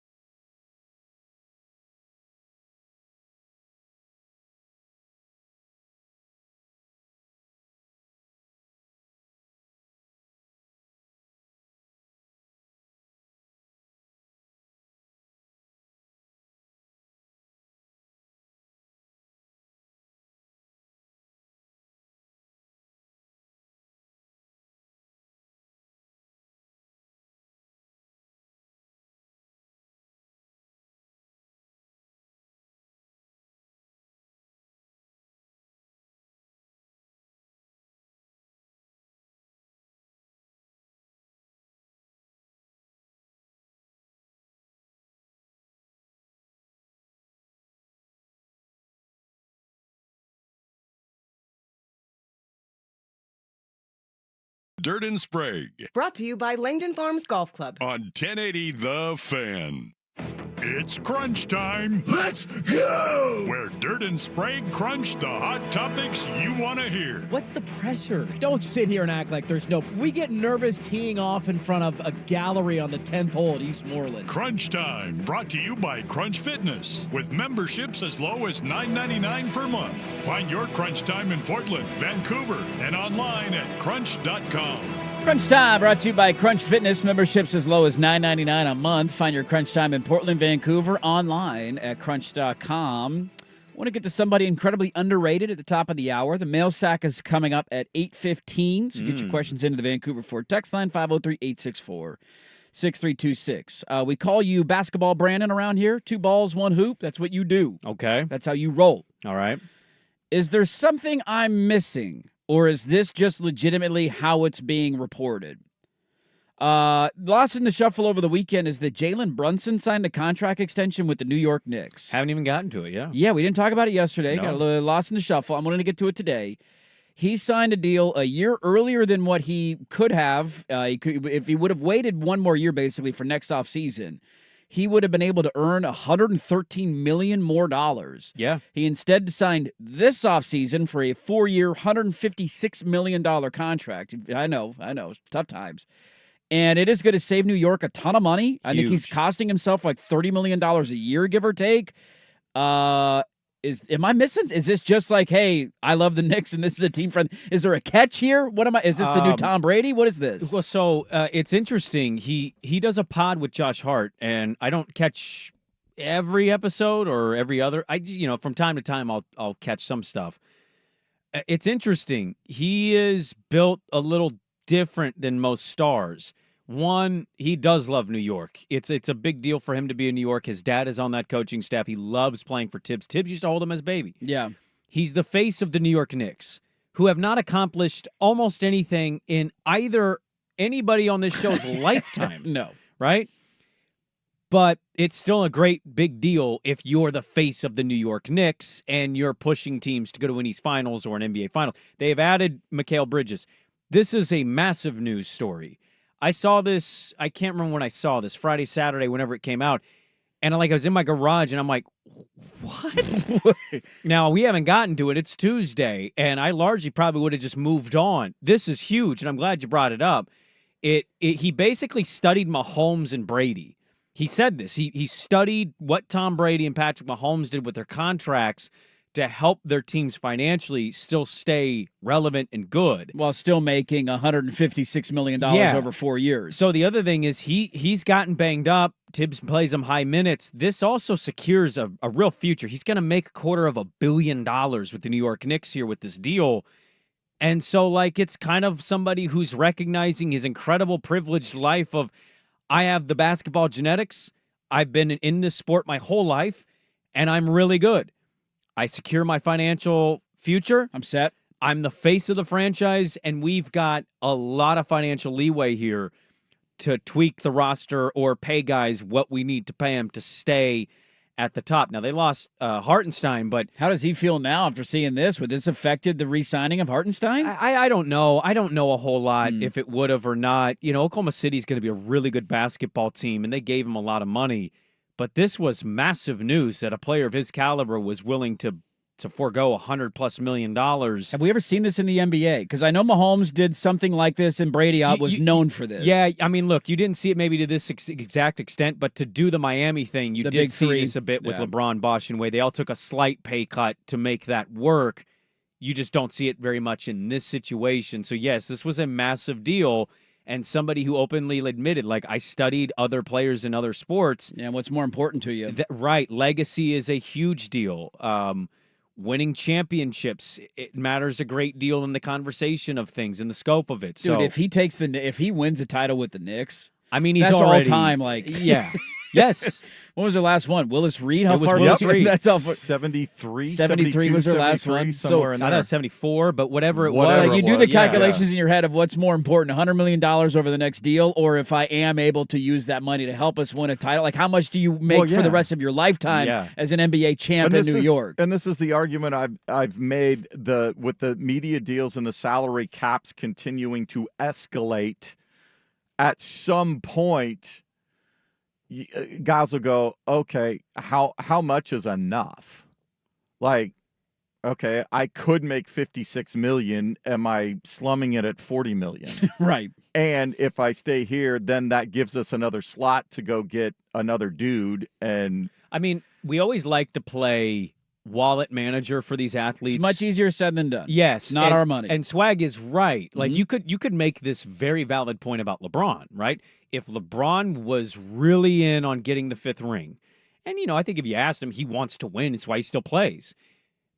But like also, he could have taken a very tiny contract and He's said, not hurting financially. I'm a billionaire. Yeah. This doesn't matter. But also, like, he got another $100 million deal at 40. Yeah, like, right. Yeah, I know. It's Right. insane. So it's always easy for us to play this versus being in it and saying, no, why don't you take a pay cut? And you're like, well, I'm a top whatever player in the league. Why Right. should I take a pay Why cut? do I got to be the one to take it? Yeah. Jalen Brunson he's, by the way, still going to make a lot of 4 years, $156 million, and he's going to be a free agent. I think he's 27 years old right now, so he's signing a 4-year deal. I think he's going to hit free agency again at 31. So Yeah, he's I going think to go his get next another contract like, they said could be worth like $360 million. He's bucks doing or something. just fine. But I thought this is awesome that he's doing this and Big trying deal. to win. Like I'm not gonna chastise players who don't do this because to your point, that's their. It's easy to tell somebody to make less money. It's an easy argument to make. It's different when it's your money, but when somebody does it, man, tip of the cap, dude. That's awesome.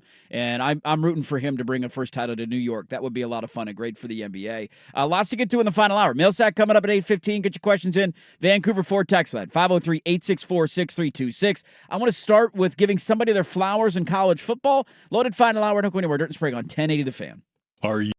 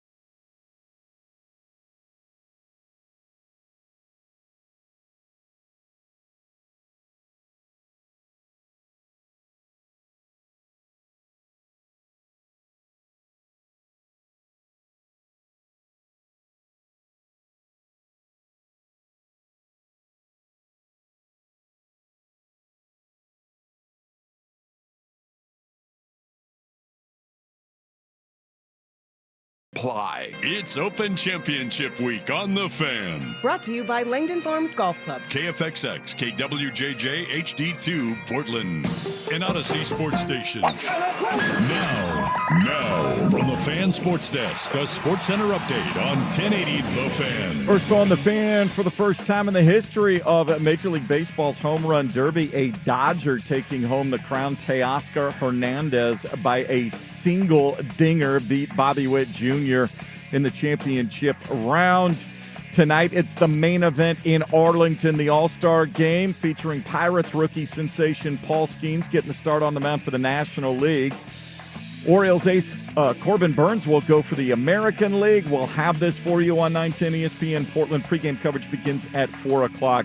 Blazers get their first Summer League win in Vegas, 97-95 over the Sixers. First-round draft pick Donovan Clingan had 8 points, 11 boards, 5 assists, 3 blocks. Bryce McGowan's off the bench, leading Portland with 20 points. And the Blazers are right back at it tonight, taking on the Wizards. 5:30 tip on NBA TV. More sports scores and stories in 30 minutes. Jason Swangard from the Fan Sports Desk. Listen live or on demand at the Odyssey app, the Fan's desktop player, or tell your smart speaker to play 1080 The Fan. The Hot Corner, now in its new time. Tuesdays at 7 after Isaac and Soup on Portland's sports leader, 1080 The Fan. It's time for deep bunkers and undulating fairways. I don't know. I keep trudging around this course with him. I spend the best years of my life with this fella. All he does, up the fairway, down again. It's a wonder he doesn't get me holding the flag. This is an Open Championship Week edition of Dirt and Sprague. Brought to you by Langdon Farms Golf Club, the best course in the Northwest for year-round golf. Book your tee time at langdonfarms.com. Dirt and Sprague on 1080. If it's no Scottish, it's crap. The Fan. Hey, let's do this final hour. Dirt and Sprague here on Portland Sports Leader 1080 The Fan, 99.5 HD2, the Odyssey app, live on YouTube. Bring your ass. As we are every single morning. And thanks for hanging out with us on a Tuesday. Hope your days are off to a great start. We'll get to the mail sack coming up here in about 10 minutes or so. Your questions are welcome. 503-864-6326. That is the Vancouver Ford text line. I'm sure every fan base has this, and every college football program has this, but there was a guy in the news yesterday that I wanted to take a moment to just give his flowers, because I think you can make an argument he is one of the more underrated figures of the modern college football world. I didn't know if he was going to make a mention on the show yesterday, but when I saw the news, and I don't know, I was kind of like, that's underrated big. Underrated big. He's been around a long time. It was announced yesterday, Jeff Tedford is officially retiring from coaching in college football. Health reasons, yeah. He's had health reasons the last couple of years. He's at Fresno. He was still at Fresno State. And it's funny when you think back to his career. He to me is one of the forgotten figures in the rise of Oregon football, of when he got there. So he arrived at Oregon in 1998 as the offensive coordinator for Mike Bellotti. Mike Bellotti had been the head coach at Oregon for 3 years at that point. Mm-hmm. Took over for Rich Brooks, who left. Year 1 in 95, he went 93. Then he went 6-5, 7-5. That was Bellotti's first 3 years. He hires Tedford as his offensive coordinator in 1998. They went 8-4, 9-3, 10-2, 11-1. And then he took the Cal head coaching job. And he's one of those guys that really helped evolve the offense, really helped launch the careers of Joey Harrington and Sammy Parker and Keenan Howery and all those guys. And to me, he is one of the more unheralded figures in Oregon football. And I also think we sleep on the tenure that he had as a head coach in different spots, winning at a relatively high level at places where it's not easy to win at a very high level. Yeah, I mean, look, at Fresno State was pretty good. The Cal thing, I'm glad you mentioned Oregon as well. In a way, not with the same exact success, but kind of in a way, the first Chip Kelly for Mike Bellotti, right? Yeah, it was. And Joey's always on Fridays with Primetime. Like, I'm fascinated to hear. I know Joey did a tease video for the new uni coming out in a couple days that is harkening back to that time. Curious to hear what Joey has experience-wise and memory-wise with Tedford. But you mentioned the Cal one. Yeah, they may not have won a whole lot of monumental games and had big moments in people's lives when you think of Cal. He had 3, what was it yesterday? I think I saw 3 top 25 seasons in his 11 years. Mm-hmm. And they had 3 in 65 years prior to him. What has Cal done since he left? Sonny Dykes got ran out of town. We love Justin Wilcox, but it's an uphill putt, man. Well, they just don't feel like a real program in a way because of certain things that are happening down there. So I think it's certainly fair to say, what has Cal done since Jeff Tedford? San Sonny Dykes maybe having a year or two, largely not a whole lot. So seeing that yesterday, I was really bummed that Jeff Tedford, and they had said that last year there were some complications with his health and that this might become a thing. We'll see what Fresno pivots to if they've already announced that, but I just saw that he was going to have to retire medically, and that was a bummer because he's one of those guys that will absolutely fly under the radar of big news. Yes. But what he meant to the sport and what he meant for certain programs should not be overlooked. I'm going to ask you guys a question about Oregon State if there's somebody like that, but I do want to also acknowledge I will never forget my freshman year at Oregon. The first game where students were back on campus when everybody was in town. It was in the fall of 2007. That was the Dennis Dixon year. That was my first year there. And the first game, the first Pac-12 game that I ever went to as a student was the Oregon-Cal game, in which Jeff Tedford came up with Cal, and they won the game because Cam Colvin fumbled through the end zone on the touchback rule, trying to lean in for the – and it was – I remember there were videos of me and a buddy on television doing the Surrender Cobra before the Surrender Cobra was a thing. And I had all sorts of text messages after the game like, dude, you showed you on ABC. It was a really funny moment and a really heartbreaking loss of like, wait, did they really just lose that way? I'll never forget a Tedford moment that connects to your school. Was it Kevin Riley? Was that their quarterback? Yeah, the number 2 Cal team. The number 2 Cal team. Went when down you there guys and beat 'em. And he forgot the time or he didn't spike the ball and they tried to get the field goal unit on. It was like, what is he doing? I remember yelling at my TV watching that.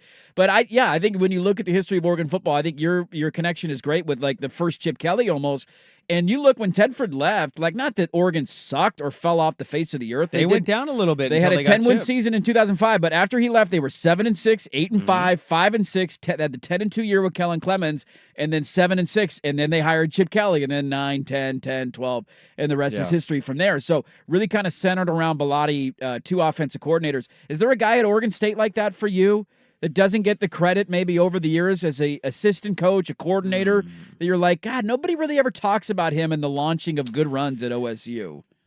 That's tough. You'd probably have to go to, because Erickson wasn't there long enough. He was there for what, 2 years? How long was he there for? And then Riley's first stint, you kind of revitalized it, but it wasn't like they were amazing. No, it took him a while. And then when he came, I don't know, man.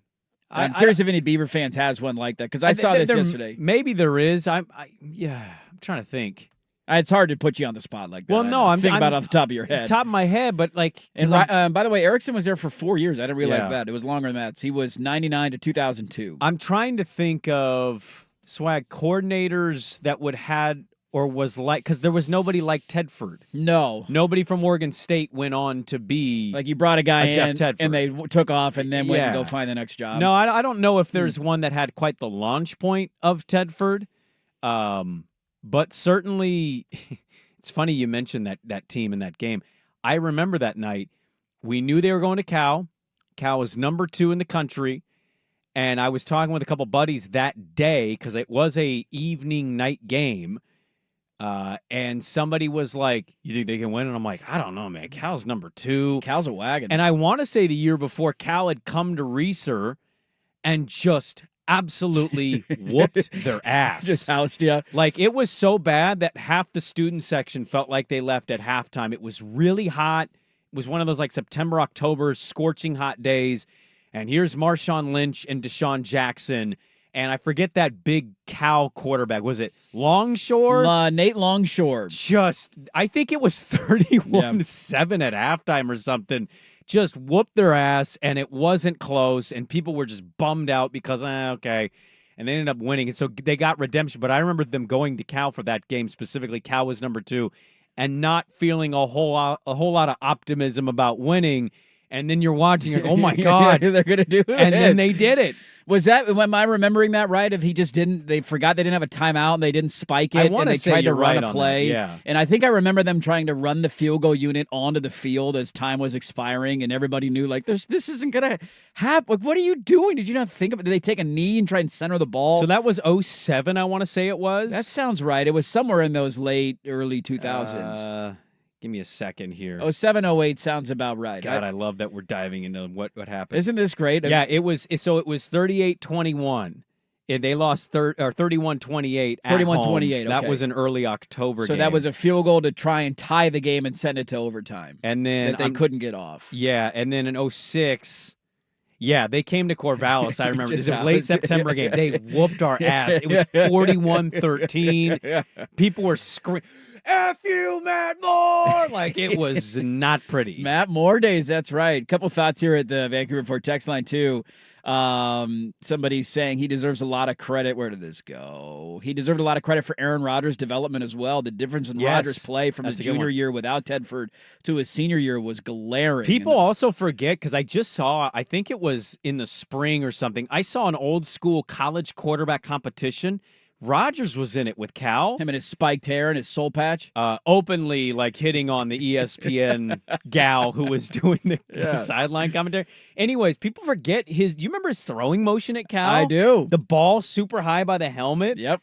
It still trips me out how he throws the football now versus what he was at Cal. He's changed a ton. Somebody, a good point, too. I'll never forget the Cal-Oregon game in 2010. They were the only ones to slow us down, final 15-13. I remember that too. Oregon blew everybody out that year. That was the one game it took a Cliff Harris punt return to win it, and they could not. That was when Tosh Lupoi was faking injuries, and that's where that whole thing started to slow down the tempo, and they damn near unraveled Oregon's undefeated season. So I don't know what it is, but whether the coach is there or not, Cal and Oregon, largely in my life or my adult teenage life, have felt like they've always had weird games. Yeah. Whether it was Tedford or Dykes or a lot of those over whoever. the years. But yeah, I remember like the 15-10 game, and I'm like, this Cal team's going to beat this Oregon team? This makes no sense. There was even a game 2 years ago, Mario's last that year, one? They damn near beat them. And it's Yeah. like, how is this happening I right remember now? that, How yeah. are we almost losing to Cal at home? That's a thorn in the side for some reason. Good point, too. Somebody saying, to this day, one of the funniest signs I ever saw at a Duck game, and I remember this vividly, Nate Longshore drinks Zima. I'll never forget that. That was that game, and somebody's holding up that sign in the student section. Nate Longshore drinks Zima. One Beaver fan saying Paul Christ. Kind of this for you guys. That's a good one. That's pretty good. That's a good one. Went on to be a good head coach for a decent amount of time. Yeah, so. Paul Christ, that's a good throwback one. I would add, too, the Zima thing is hilarious. I just remember being in the stands for that Oregon State Cal game when they whooped us, and I just remember turning and talking to people, and we were all like, so he's Carson Palmer. Nate Longshore's Carson Palmer. That's Nate awesome. Longshore, huh? They can't beat this guy. This guy's the best we've ever seen, man. Well, Deshaun Jackson. There was another receiver, and I'm forgetting his name. Javid Best, Marshawn Lynch. There's super another underrated. receiver that was the opposite of Deshaun. They both just like had long bombs, and I'm just like, God, they're just so quick. They have one of the more underrated. You look at the skill position players they had in that run with Tedford, and you'd be surprised looking at some of those names of like, God, that's right. He went to Cal. A lot of studs in the NFL came from Tedford. I saw that yesterday. He's been dealing with some health stuff for a while. And in true Jeff Tedford fashion, he retired, I think, before COVID hit, like 2019. He was 4-8. I don't know if they forced him out or if he retired. That was his one bad year at Fresno. Remember, they hired Kalen DeBoer for 2 years. Yeah. Kalen DeBoer wins at a high level. He immediately bolts from Fresno State.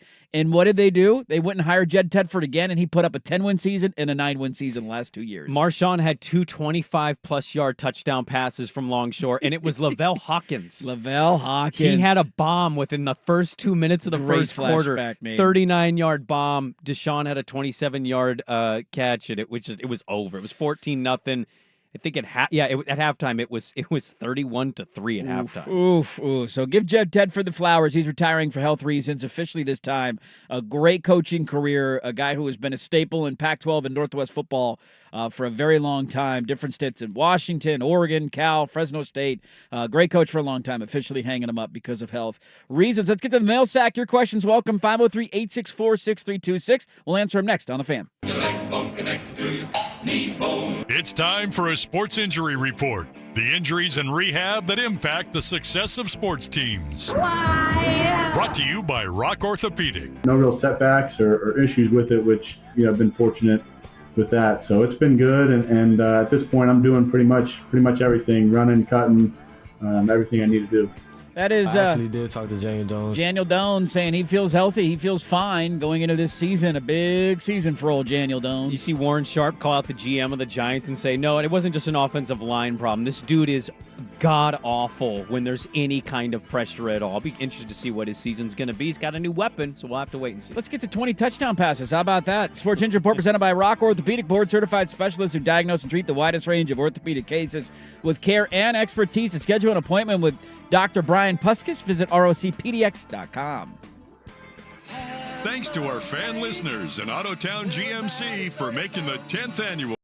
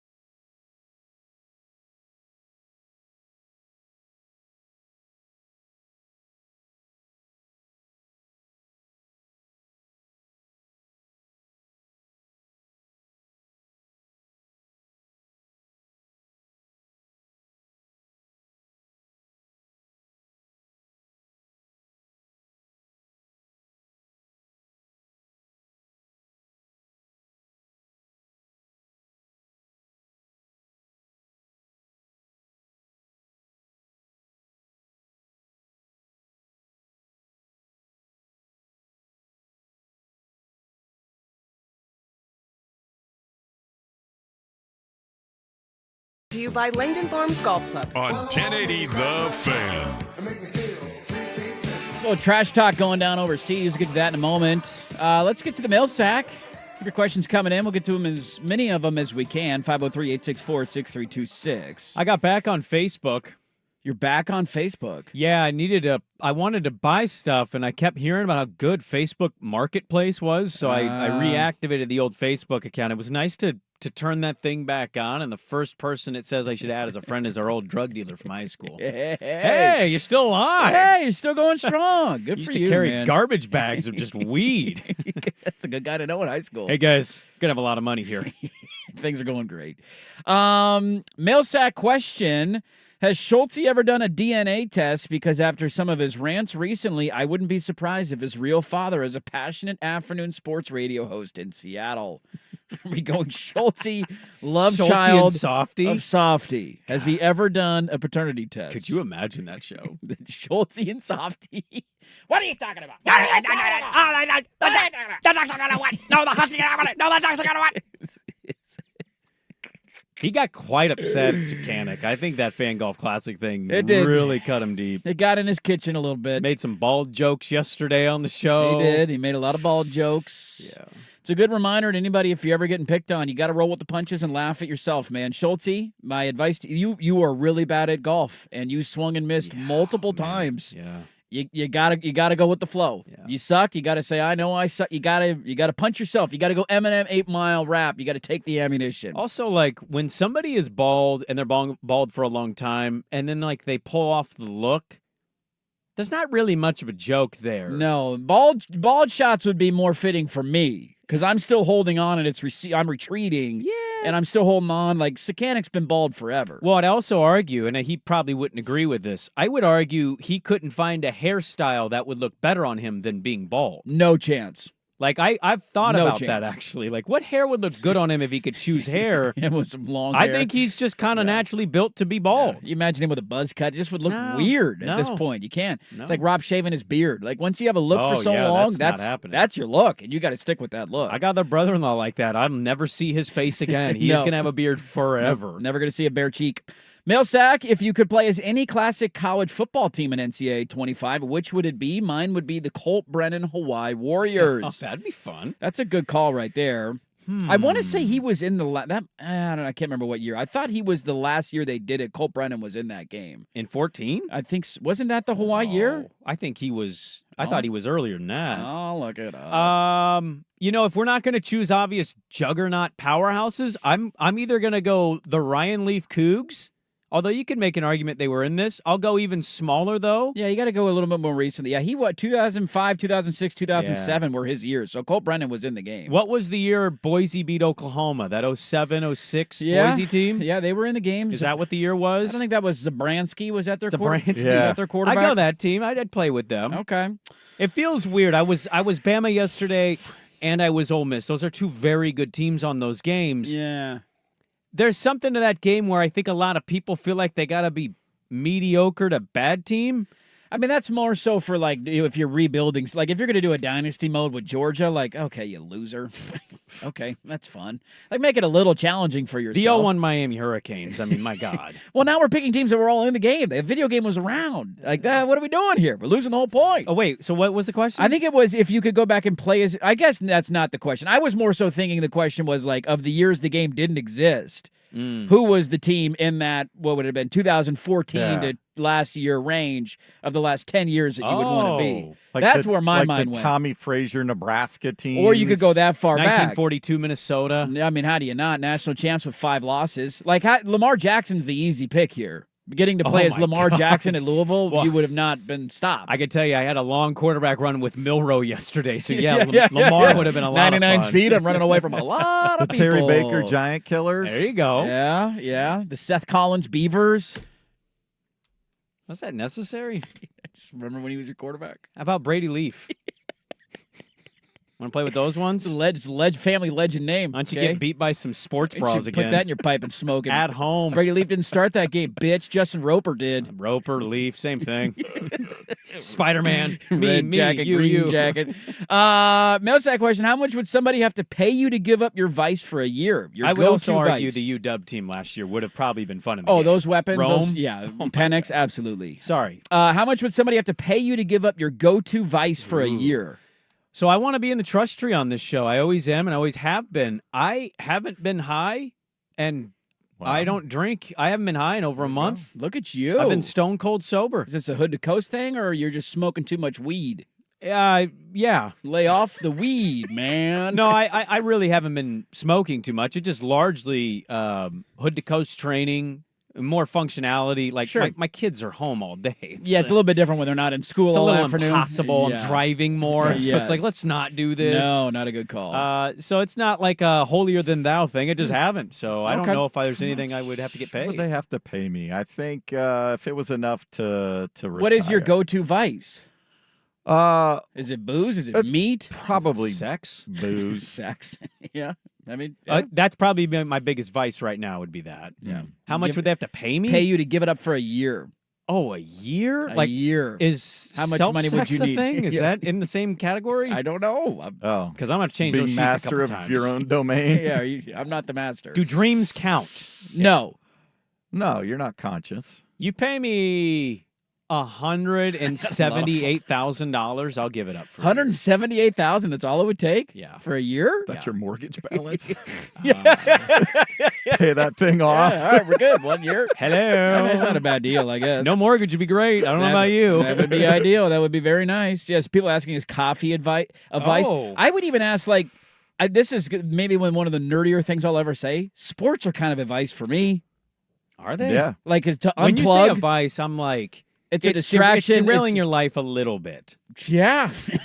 Really? I mean, could you live without sports for a year? How much would I have to pay you to not watch a single sporting event for a year? Now, here's no the question. NFL games, no Super Bowl, no playoff games, no Beaver games, no Blazer games. Not doing this no job? golf tournaments. Not in this No, you don't have to industry? do this job. How much would I have to pay you to not watch a single event?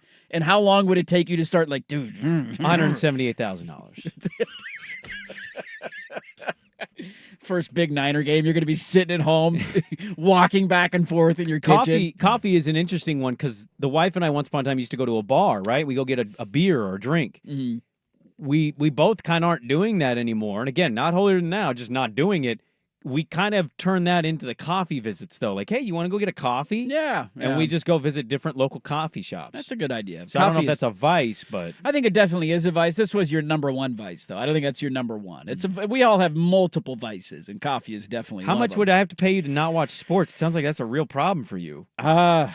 That would be difficult. That for would me. be really hard. You'd have to pay me enough really to hard. retire. Dude, no duck immediately. games, no NFL games. It's 1 year. The Masters. Now, 1 can year. I still go 1 year's play? a long time, Can I man. still go play sports? Can I go play golf? No. Or is there No sports? Oh, I can't play. whatsoever? No, can't shoot hoops. Can't sports or Can I exercise? Can I run? exercise is acceptable. Okay. Exercise, that's not a sport. It's exercise. I wouldn't do it if I couldn't exercise. Like, Yeah. you could not Yeah. pay me. He couldn't pay you to not exercise for a That's year. just- Dude, that's that's just a bad. vice. I mean, exercise is a No, vice for you. 100% for me, it is therapeutic, and I actually legitimately think I get depressed if I don't exercise for like 2 days. Yeah. Like my whole mental state and my vibe, it's off. Millsack question. I'm hearing you talk about Oregon this, Oregon that regarding the playoff constantly. Let's talk about Beaver expectations, which I would like to add a caveat. We talk quite a bit about Oregon State on the show because the Phil Steele magazine has quoted Trent Bray as saying the goal for the Beavers is 11 or 12 wins and to qualify for the playoff. So with their schedule, can you see a scenario where that comes to fruition? I personally think they can solve, if they can solve Oregon and Boise, the rest of the slate is very manageable. I also don't think we should overlook Purdue. They're also on that schedule. They're in the Big Ten. Look, I no, just think there's too many I don't think that's unknowns.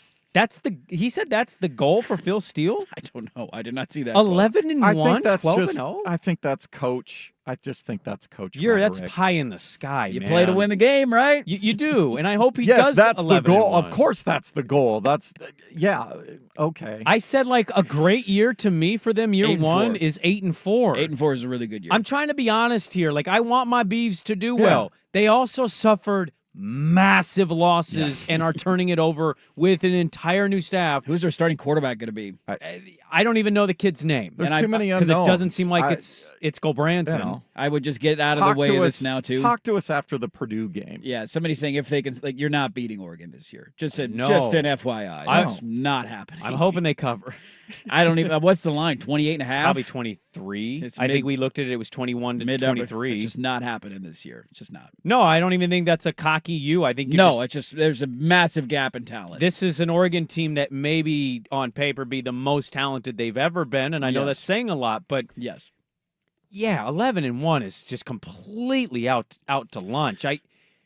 8-4, and I will be like, hey, how about Trent Bray? You're one. Like, Dude, there you 8-4 go. is we literally just did a segment on this, I think 2 weeks ago, talking about expectations. So to the point of talking Oregon this and that, we literally just did this segment. I think we all agree that 8-4 is a really good first year. I'll be ecstatic with it. I don't know how. The Washington State game to me is a toss-up because they didn't lose as much as you did this offseason. Well, they lost the quarterback. They but did yeah, lose the to most your important point, player yeah. on their field, but I also don't know who Oregon State's quarterback is going to be. Purdue, to your point, is a Big Ten team that you might be able to win. You get them in Corvallis. You I beat hope them. so. You get them in Corvallis, Yeah. but that's a toss-up game. Boise's going to be pretty good this year. And you're at Boise late. And so you're it's gonna at be Boise late. freezing cold. And you're not beating Oregon. I know that for certain. And so it's just, I mean, if you go 8-4 this season, you get like maybe Purdue and Washington State, but maybe you slip up at San Diego State, or, I have to dive into how good everybody else is in the Mountain West because that's the rest of your schedule. 8-4 is a really good year to just solidify things for Trent Bray, and then let's see where we go from there. I would add real quick, too, on that.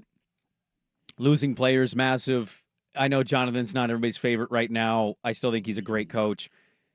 Your biggest loss maybe have been your offensive line coach. Yes. And I hope Devan can have a really good offensive line. I'll give him the benefit until we see it.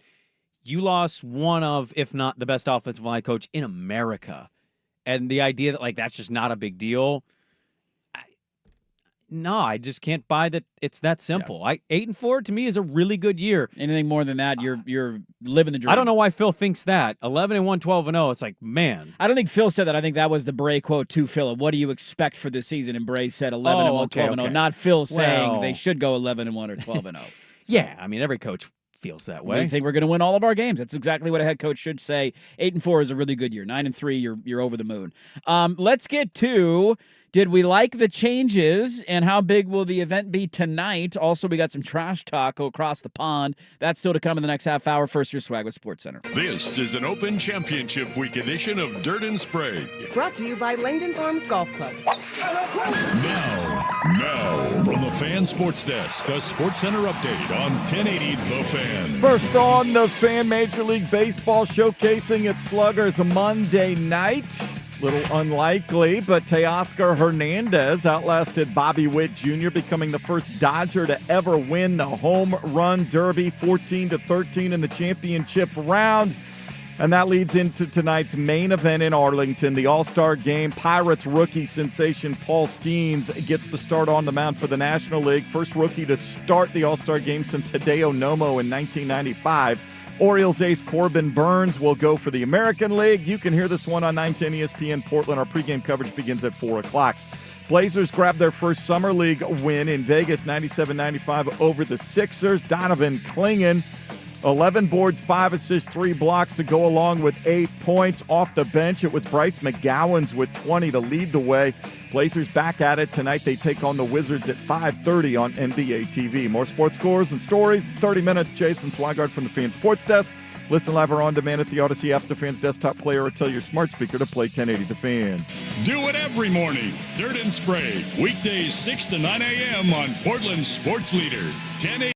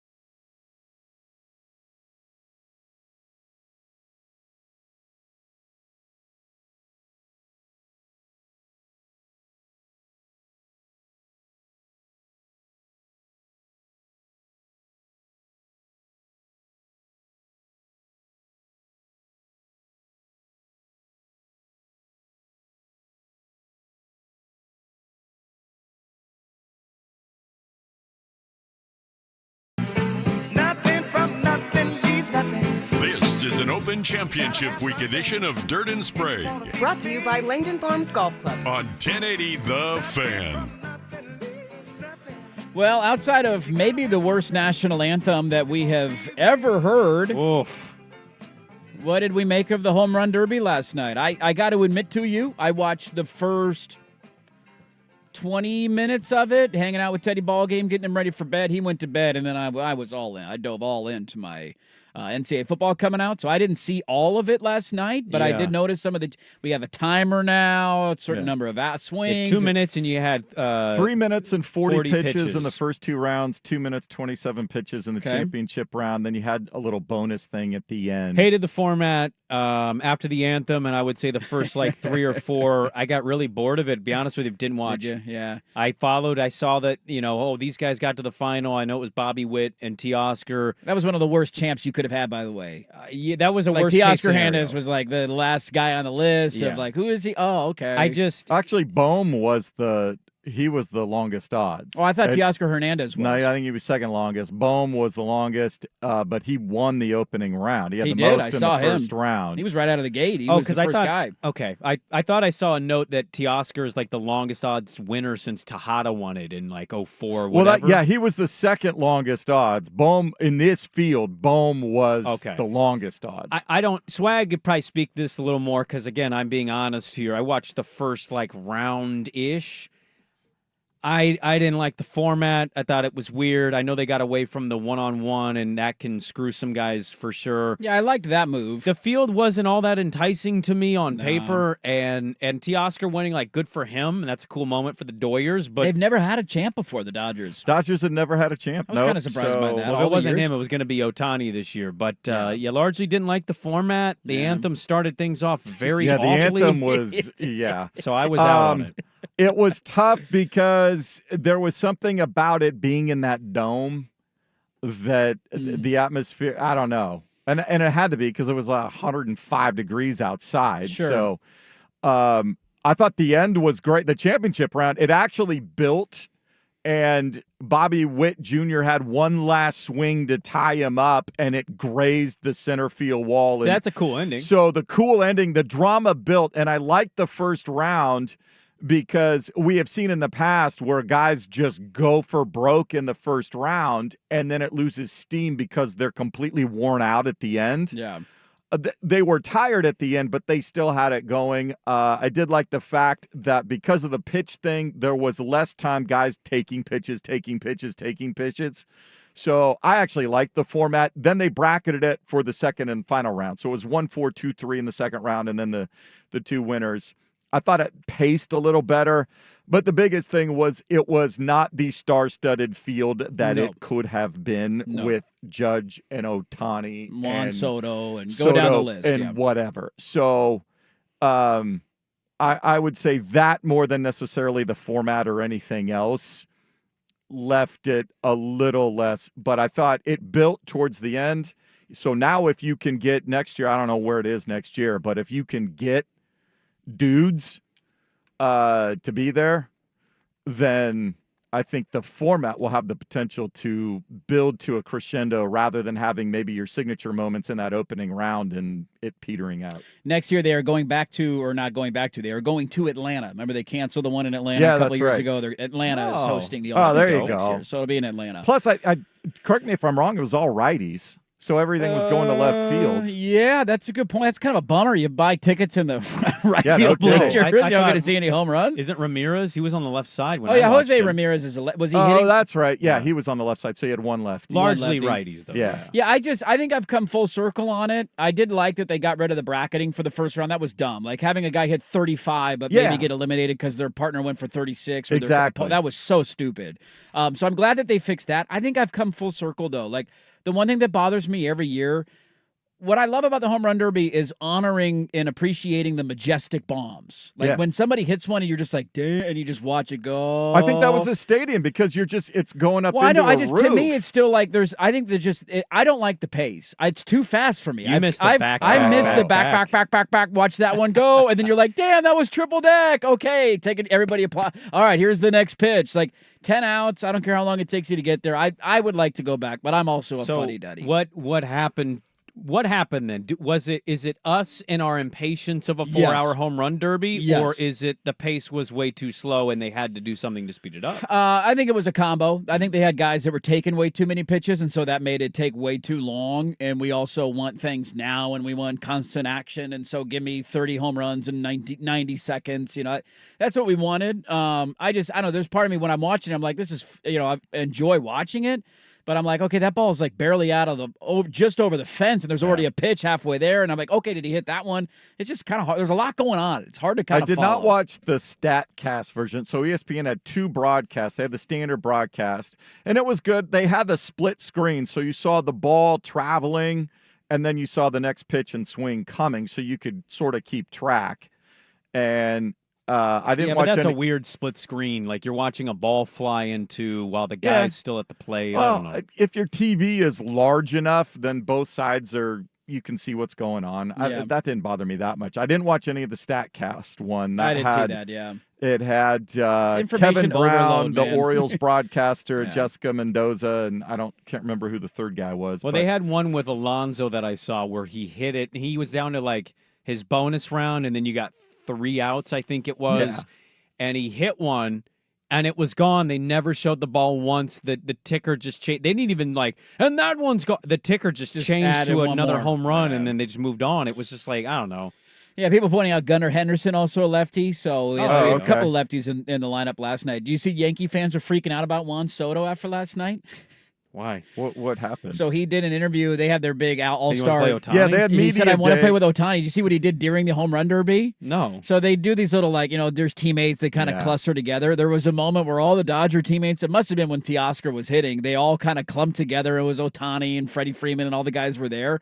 You know who else was in that huddle? The only non-Dodger? Juan Soto. Standing right there, gabbing it up with all the Dodgers, and now they're all freaking out. If Juan Soto was a Detroit Tiger, make a little more sense. I get it. He's a New York. He hasn't signed an Yankee. extension yet, has he? I think he's still a free agent. No. Right? Yeah. He's got one. This is the last year. So, You're the Yankees. Shut up. Yeah, you shouldn't be concerned about that. Shut up. Although we almost got Arson Judge from your ass, so you better be scared. Paul Skeen's going to do it tonight. Are we is that can't miss TV for you? Is that background noise? Yeah, I'll watch Skeens, and then the rest will probably be background noise, to be honest with you. That first inning should be awesome. All-Star game, it's here every year. Some years I get kind of excited for it. The home run derby didn't do much for me this year. We'll see if the game It's like the is slam dunk contest, dude. You give me LeBron and Zion in a dunk contest, I'm like, hell yes. If you give me a dude on the Detroit Pistons I've never heard of before, I don't care. It just that last night was kind of that for me. You just need more household names. And also, can we all collectively retire Pete Alonso? Yeah, I think after I'm just this done. one. Yeah. I'm done. Yeah. Well, he doesn't have the cachet of a Griffey or a Bonds or some of these all-time home run hitters that were fun to watch with a backwards hat every year. Just stop, dude. It's annoying. You take it way too seriously. Griffey jump in on the broadcast there. Yeah. He was there. The most anti-Colin athlete of all time. Yeah, I know. Yes, yeah, backwards Probably hat. the best baseball player to ever exist. You know what? Had a backwards hat. Would have won a World Series if he wore that hat forward. Real bummer, these jerseys. Have you seen them? They're horrible. Go back to wearing team jerseys. Well, didn't they do that last year? I thought No, they do this to sell. Who the hell buys these anyways? You're a loser if you buy one of these jerseys. Whoa. That's a PSA. You are a loser. Do not buy one of these. You'd be a loser for a lot of other things than buying a jersey. Dude, wear the team. If you're buying a jersey, you like the player, you like the team, right? Well, just buy the team Pirates jersey. is sick. Then buy a Pirates jersey. The Pirates in general have sick unis. The Pirates do. I'm saying if you buy an All-Star jersey, specific like a Skeens All-Star jersey, dude, rock a Pirates jersey. Well, but I mean, he's only gonna have like 4 of these before he's a Yankee, so collect them. That's gonna be throwbacks. We got a little trash talk over the pond. We'll close it up there next on the Fan. The Fan.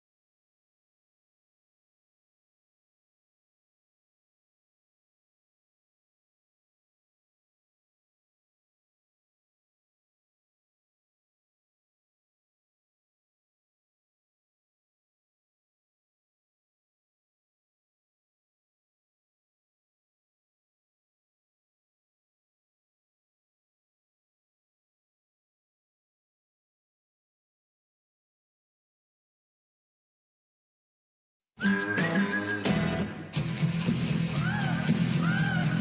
is an Open Championship Week edition of Dirt and Sprague Brought to you by Langdon Farms Golf Club. on 1080 The Fan.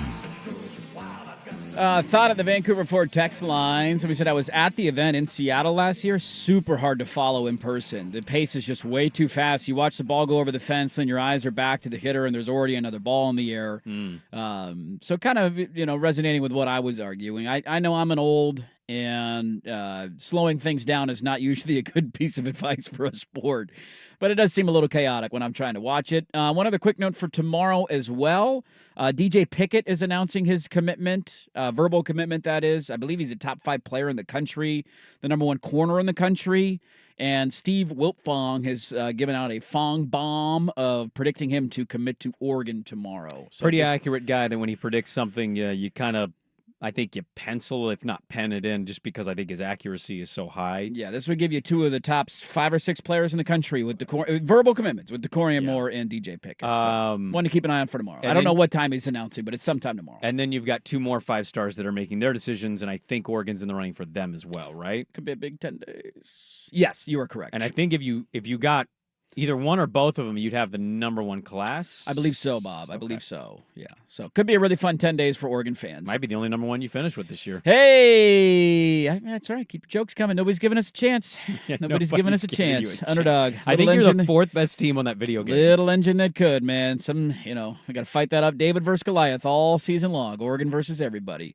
The Open Championship tees off on Thursday. Very excited for this. Overseas, the last major of the year that we get. Technically Wednesday night here. Technically Wednesday night. Touche.